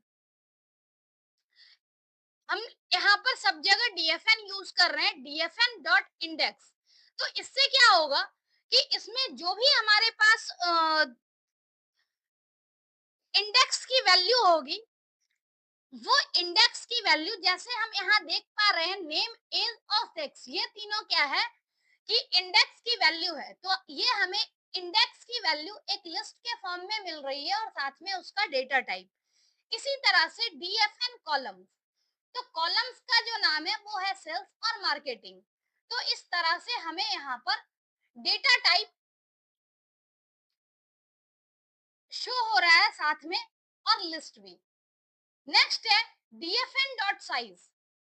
डीएफएन डॉट साइज क्या करेगा, इस पर्टिकुलर डेटा फ्रेम में कितना नंबर ऑफ एलिमेंट है उस नंबर ऑफ एलिमेंट को काउंट करके और वो वैल्यू रिटर्न करेगा। जैसे यहाँ पर है फर्स्ट रो में 2 एलिमेंट, सेकेंड रो में 2 और थर्ड में 2, तो टोटल मिलाकर के 6 एलिमेंट है। तो डीएफएन डॉट साइज जो है वो 6 एलिमेंट यहाँ पर रिटर्न करेगा। अगर हम शेप की बात करें तो इस डेटा फ्रेम में रोज 3 है और कॉलम 2 है। तो शेप एट्रीब्यूट क्या करता है, रो कॉमा कॉलम, और इसको टपल के फॉर्म में रिटर्न करता है आउटपुट।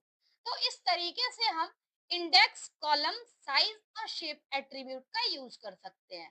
नेक्स्ट है डीएफएन डॉट एंडिम। अब डेटा फ्रेम जो है वो टू डायमेंशनल है, इसलिए इसका आउटपुट 2 आ रहा है। नेक्स्ट है एक्सेस।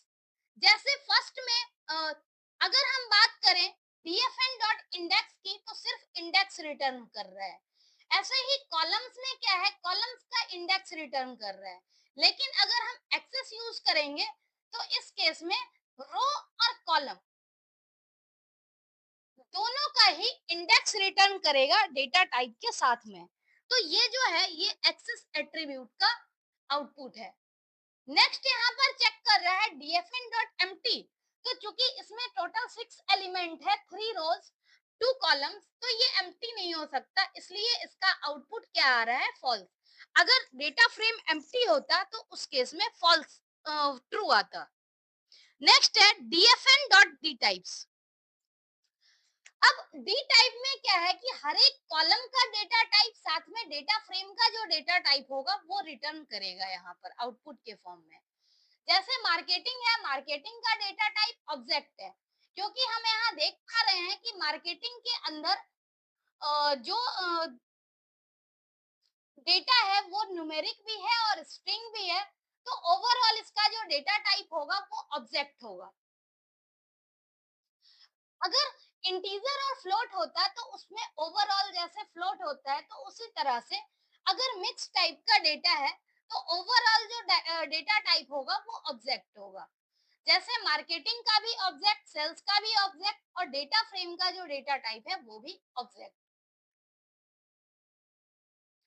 नेक्स्ट इसी कंसेप्ट को हमने प्रोग्रामिंग के फॉर्म में इम्प्लीमेंट करके यहाँ पर स्क्रीनशॉट दिया है। जैसे ये है डेटा फ्रेम हमने क्रिएट किया, import pandas as PD, two dimensional dictionary use करके हमने डेटा फ्रेम क्रिएट किया है। अब एट्रीब्यूट्स के एग्जांपल हम देख रहे हैं, इंडेक्स एट्रीब्यूट, और ये जो रेड में हैश का यूज किया हुआ है, ये हैश ये कमेंट के लिए हमने यूज किया है ताकि देख करके पता चल जाए कि हमने किसके लिए कौन सा सिंटेक्स लिखा है, कौन सा स्टेटमेंट लिखा है। अब dfn dot index, dfn dot column, dfn dot size, dfn dot shape, dfn dot एंडिम, axis, empty और डी टाइप, मतलब ऊपर हमने जितना कंसेप्ट डिस्कस किया वो सारे इस प्रोग्राम की हेल्प से यहाँ दिखेंगे। ये हमारा डेटा फ्रेम है। इसके बाद हमने रो लिखा था एग्जाम्पल। अब जैसे क्या है, ये हमारा इंडेक्स का आउटपुट है।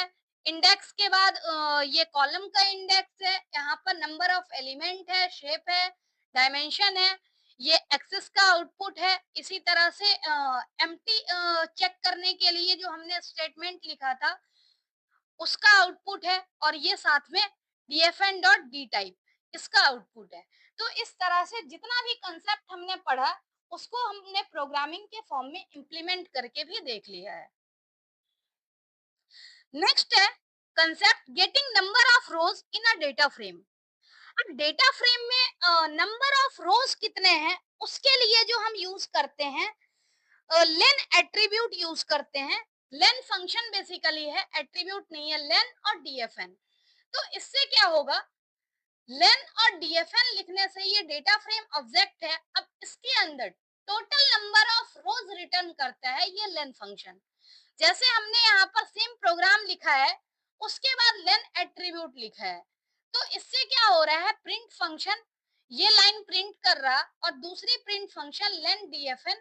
तो इस डेटा फ्रेम में टोटल 3 रोज है, तो यहाँ पर 3 रिटर्न हो गया। नेक्स्ट है getting count of non NA value in data frame. कहने का मतलब जो हमने सीरीज में पढ़ा था कि हम लोग वैल्यू काउंट कर सकते हैं, उसी तरह से डेटा फ्रेम में भी हम वैल्यू को काउंट कर सकते हैं। Like series you can use count with data frame to get count of not N और नॉट एन वैल्यूज।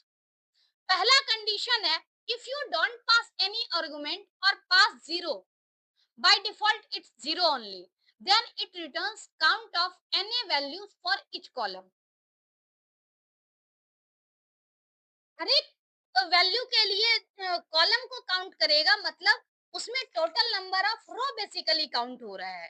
तो इस केस में अगर हम देखें dfn डॉट काउंट, तो dfn डॉट काउंट और बाय डिफॉल्ट काउंट जो जीरो है, तो जीरो याद होगा शुरू में हमने पढ़ा था, तो उसमें रो के लिए हम जीरो यूज कर रहे थे और कॉलम के लिए 1 यूज कर रहे थे।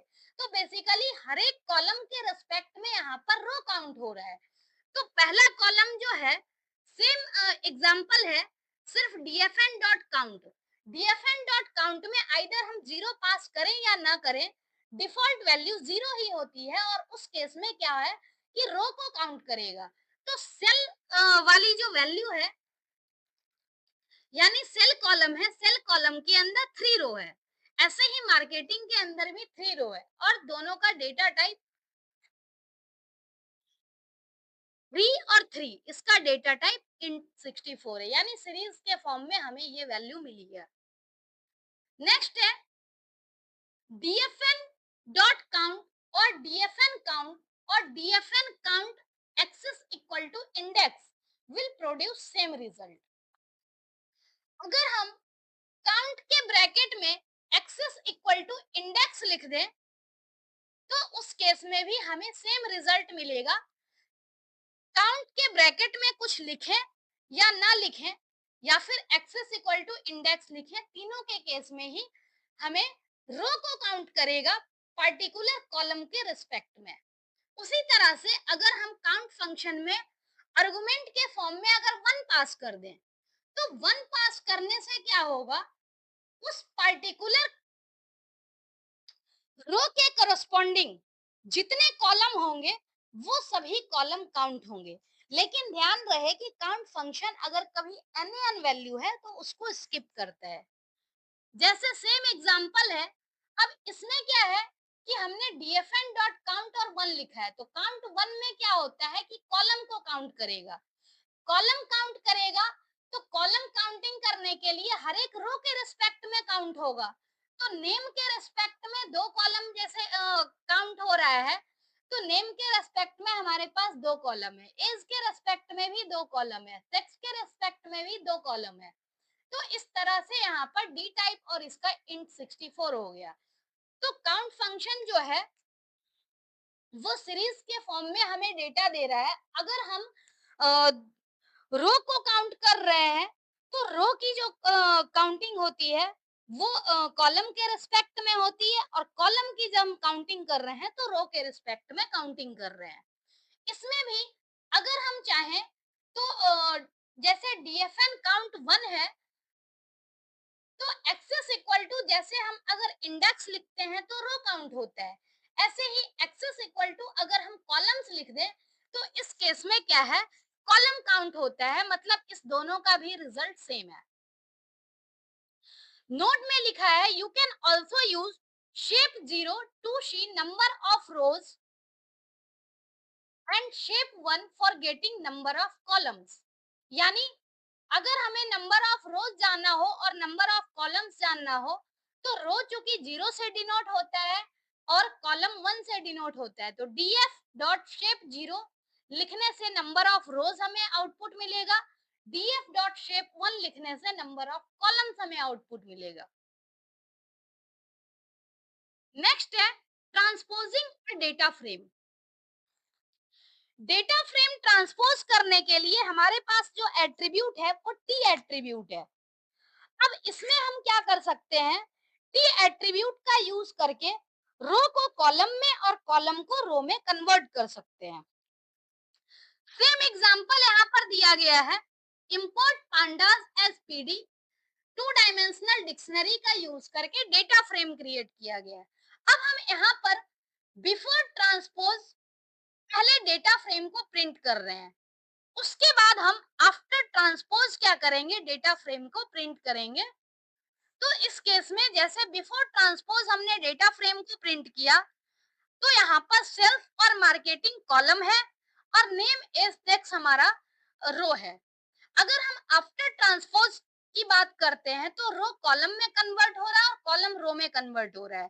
तो जो कॉलम था सेल्स और मार्केटिंग वो रो बन गया और बाकी जो रिमेनिंग डेटा है वो कॉलम बन गया। तो इस तरह से ट्रांसपोज एट्रीब्यूट का जब हम यूज करते हैं तो रो कॉलम के फॉर्म में हो जाता है और कॉलम रो के फॉर्म में हो जाता है। यहाँ पर अगर हम शेप देखें तो इस केस में टू और थ्री है, आफ्टर ट्रांसपोज जो शेप हो गया वो टू कॉमा थ्री है और बिफोर ट्रांसपोज जो शेप है वो थ्री कॉमा टू है, यानी थ्री रो और टू कॉलम। आफ्टर ट्रांसपोज हम देखें तो टू रो थ्री कॉलम, तो यही फर्क है ट्रांसपोज में, बिफोर ट्रांसपोज और आफ्टर ट्रांसपोज शेप चेंज हो जाता है। नेक्स्ट है last concept, नंपाई representation of data frame. You can represent the values of data frame object in NumPy using values attribute. अगर हम values attribute का यूज करते हैं तो उस केस में हमें NumPy रिप्रेजेंटेशन के फॉर्म में हमें वैल्यू मिलती है। NumPy रिप्रेजेंटेशन क्या होता है, तो यहाँ पर लिस्ट के फॉर्म में टू डायमेंशनल लिस्ट के फॉर्म में हमें डेटा मिल रहा है, यानी फर्स्ट रो से नाम, सेकेंड रो में एज और थर्ड रो में सेक्स। इस तरह से तीनों का जो वैल्यू है, यानी फर्स्ट कॉलम की जो भी वैल्यू है सेकेंड कॉलम की और थर्ड कॉलम की, उससे हमें मतलब नहीं है। हमें क्या करना है, रो वाइज जो है वो नंपाई रिप्रेजेंटेशन बेसिकली यहाँ पर क्या कर रहा है, रो वाइज वैल्यू को हमें एक्सेस करके और लिस्ट टू डायमेंशनल लिस्ट के फॉर्म में शो कर रहा है। सीएसवी फाइल का यूज करके हम डेटा फ्रेम को कैसे क्रिएट कर सकते हैं, ये जानने से पहले हम लोग सीएसवी फाइल का कंसेप्ट पढ़ेंगे कि सीएसवी फाइल क्या होता है। A CSV file is comma separated value file which allows data to be saved in tabular format. CSV is a simple file such as spreadsheet और database. जहां पर CSV file ऐसी file होती है जिसमें हम लोग डेटा को रो और कॉलम के फॉर्म में सेव करके रख सकते हैं. File in CSV format can be imported और exported from programs that store data in tables such as Microsoft Excel, OpenOffice. CSV file data field are most often separated or delimited by comma. जो CSV file के content होते हैं वो comma से separated होते हैं. Default separate delimiter जो होता है वो कॉमा होता है, लेकिन हम इस कॉमा के अलावा कुछ और भी यूज कर सकते हैं. लेकिन जो मेन होता है, मेन सेपरेटर, वो कॉमा ही यूज करते हैं. देखते हैं कि कैसे सीएसवी फाइल क्रिएट किया जाता है. CSV file, to create a CSV file first choose your favourite text editor such as notepad and open a new file. Notepad में सबसे पहले हम क्या करते हैं, एक नई फाइल को ओपन करते हैं. उसके बाद हम क्या करते हैं, डेटा को हम ऐड करते हैं. जो भी डेटा हम ऐड करेंगे वो उस फाइल का कंटेंट होगा. हर एक फाइल को के कंटेंट को हम क्या करते हैं, सबसे पहली रो जैसे फिगर में भी दिखाया गया है कि ये एक नोटपैड है और नोटपैड में फर्स्ट जो लाइन है, first line years experience comma salary, ये इस कॉमा सेपरेटेड फाइल का हेडर है और इसके नीचे हमने डेटा लिखा है. जो जितना भी डेटा है वो कॉमा से सेपरेट है. रो का डेटा कॉमा से सेपरेट है और रो का सेपरेशन जो है वो न्यू लाइन से सेपरेशन है. मतलब हर एक वैल्यू को सेपरेट करने के लिए हम कॉमा यूज करते हैं और रो को सेपरेट करने के लिए हम न्यू लाइन का यूज करते हैं. और लास्टली हम इसको क्या करेंगे, इस file co dot CSV extension से सेव कर लेंगे. इससे क्या होगा कि माइक्रोसॉफ्ट एक्सेल या कोई भी स्प्रेडशीट प्रोग्राम है इसमें ये ओपन हो जाएगा. जो भी डेटा हम लोग यहाँ पर दे रहे हैं उस डेटा का यूज करके एक टेबल क्रिएट कर देगा जिसमें डेटा रो कॉलम के फॉर्म में होगा. तो इस तरह से ये सीएसवी फाइल होती है जिसका फर्स्ट रो हेडर होता है, उसके बाद सारा डेटा होता है. डेटा को हम कॉमा से सेपरेट करते हैं और हर एक रो को एक न्यू लाइन से सेपरेट करते हैं. ये सारा हमारा क्या है, रिकॉर्ड है और ये हेडर है. नेक्स्ट हम देखते हैं कि इस सीएसवी फाइल का हम डेटा फ्रेम में कैसे यूज करेंगे.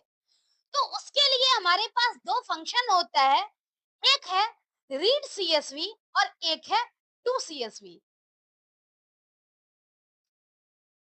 रीड सीएसवी और टू सीएसवी इसको यूज करने के लिए ध्यान रहे कि यहाँ पर तो हमने जैसे डायरेक्टली यूज कर लिया है, अदरवाइज सीएसवी फाइल को इंपोर्ट कर यूज करने के लिए हमें सीएसवी को इंपोर्ट करना होता है, तभी उसके फंक्शन को हम यूज कर सकते हैं. जैसे function read CSV defined in pandas module is used to read a CSV file. Syntax of the function is.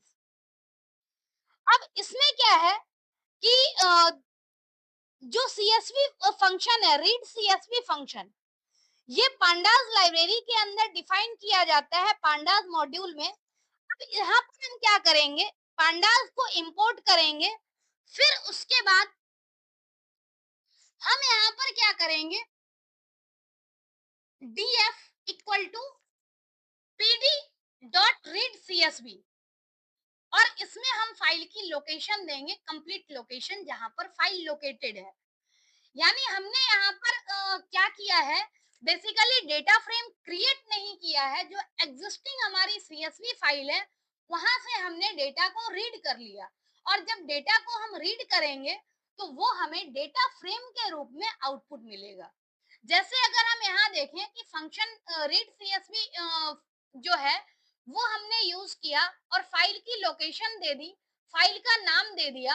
अब हम प्रिंट डीएफ जब लिखते हैं तो प्रिंट डीएफ लिखने से क्या होगा कि यहाँ पर जो डेटा फ्रेम है वो प्रिंट हो जाएगा और आउटपुट कुछ इस तरह से होगा जैसे हमने emp.csv लिया तो इससे क्या होगा, एम्प्लॉय नाम का जो सीएसवी फाइल होगा, ईएमपी नाम का सीएसवी फाइल, उसका कंटेंट कुछ इस तरह से रहा होगा जिसमें टेबल का header EMP ID, EMP name और डिपार्टमेंट, और इसमें 3 डेटा है और बाय डिफॉल्ट जो रो है वो है 012, मतलब ये रो का इंडेक्स है।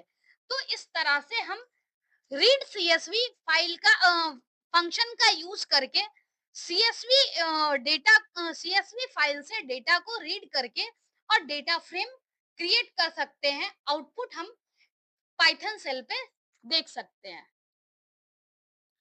तो फर्स्ट फंक्शन यहाँ पर था रीड सीएसवी, जो डेटा को रीड करने के लिए यूज किया गया। नेक्स्ट है exporting data data frame to CSV file. जैसे हमने सीएसवी फाइल से डेटा को रीड किया है उसी तरह से डेटा फ्रेम क्रिएट करके और हम सीएसवी फाइल में स्टोर भी कर सकते हैं। उसके लिए जो फंक्शन यूज होता है वो फंक्शन यूज होता है टू सीएसवी, यानी हमने क्या किया, टू सीएसवी सीएसवी फाइल में डेटा को सेंड कर दिया। To export a data frame into a CSV file, first of all we create a data frame, say df and use df to CSV। अब इसमें हमने डेटा फ्रेम की जो भी लोकेशन है, यानी कोई नाम क्रिएट कर दिया कि इस नेम की फाइल में हमारा जो डेटा है वो सेव हो जाए। जैसे यहाँ पर हमने डेटा फ्रेम 1.csv नाम से अगर फाइल क्रिएट किया तो डेटा फ्रेम डॉट 1.csv नाम का एक फाइल क्रिएट हो जाएगा और उसमें सारा डेटा सेव होगा। जैसे हम एग्जांपल देख लें, रीड सीएसवी में तो सिंपल था कि हमने रीड कर लिया, 3 लाइन का प्रोग्राम था मेनली। लेकिन क्या है कि अगर हम सीएसवी फाइल में डेटा फ्रेम के कंटेंट को ऐड करना चाहते हैं, डेटा फ्रेम का जो कंटेंट है वो सीएसवी फाइल में एक्सपोर्ट होगा, तो उस केस में क्या है कि हमें पहले डेटा फ्रेम क्रिएट करना होगा। उसके बाद हम क्या करेंगे, डेटा फ्रेम के साथ टू सीएसवी फंक्शन यूज करके पर्टिकुलर डेटा को सीएसवी फाइल में एक्सपोर्ट कर सकते हैं। सिंपल यहाँ पर जो हमने डेटा फ्रेम क्रिएट करने के लिए कोड यूज किया है उसी तरह से कोड यहाँ पर भी है, import pandas as pd। Next है हमने 3 डिक्शनरी क्रिएट किया और इस 3 डिक्शनरी की हेल्प से हमने डेटा फ्रेम क्रिएट कर दिया। अब इस डेटा फ्रेम का जो डेटा होगा वो अभी तक तो सिंपली डेटा फ्रेम क्रिएट हुआ है।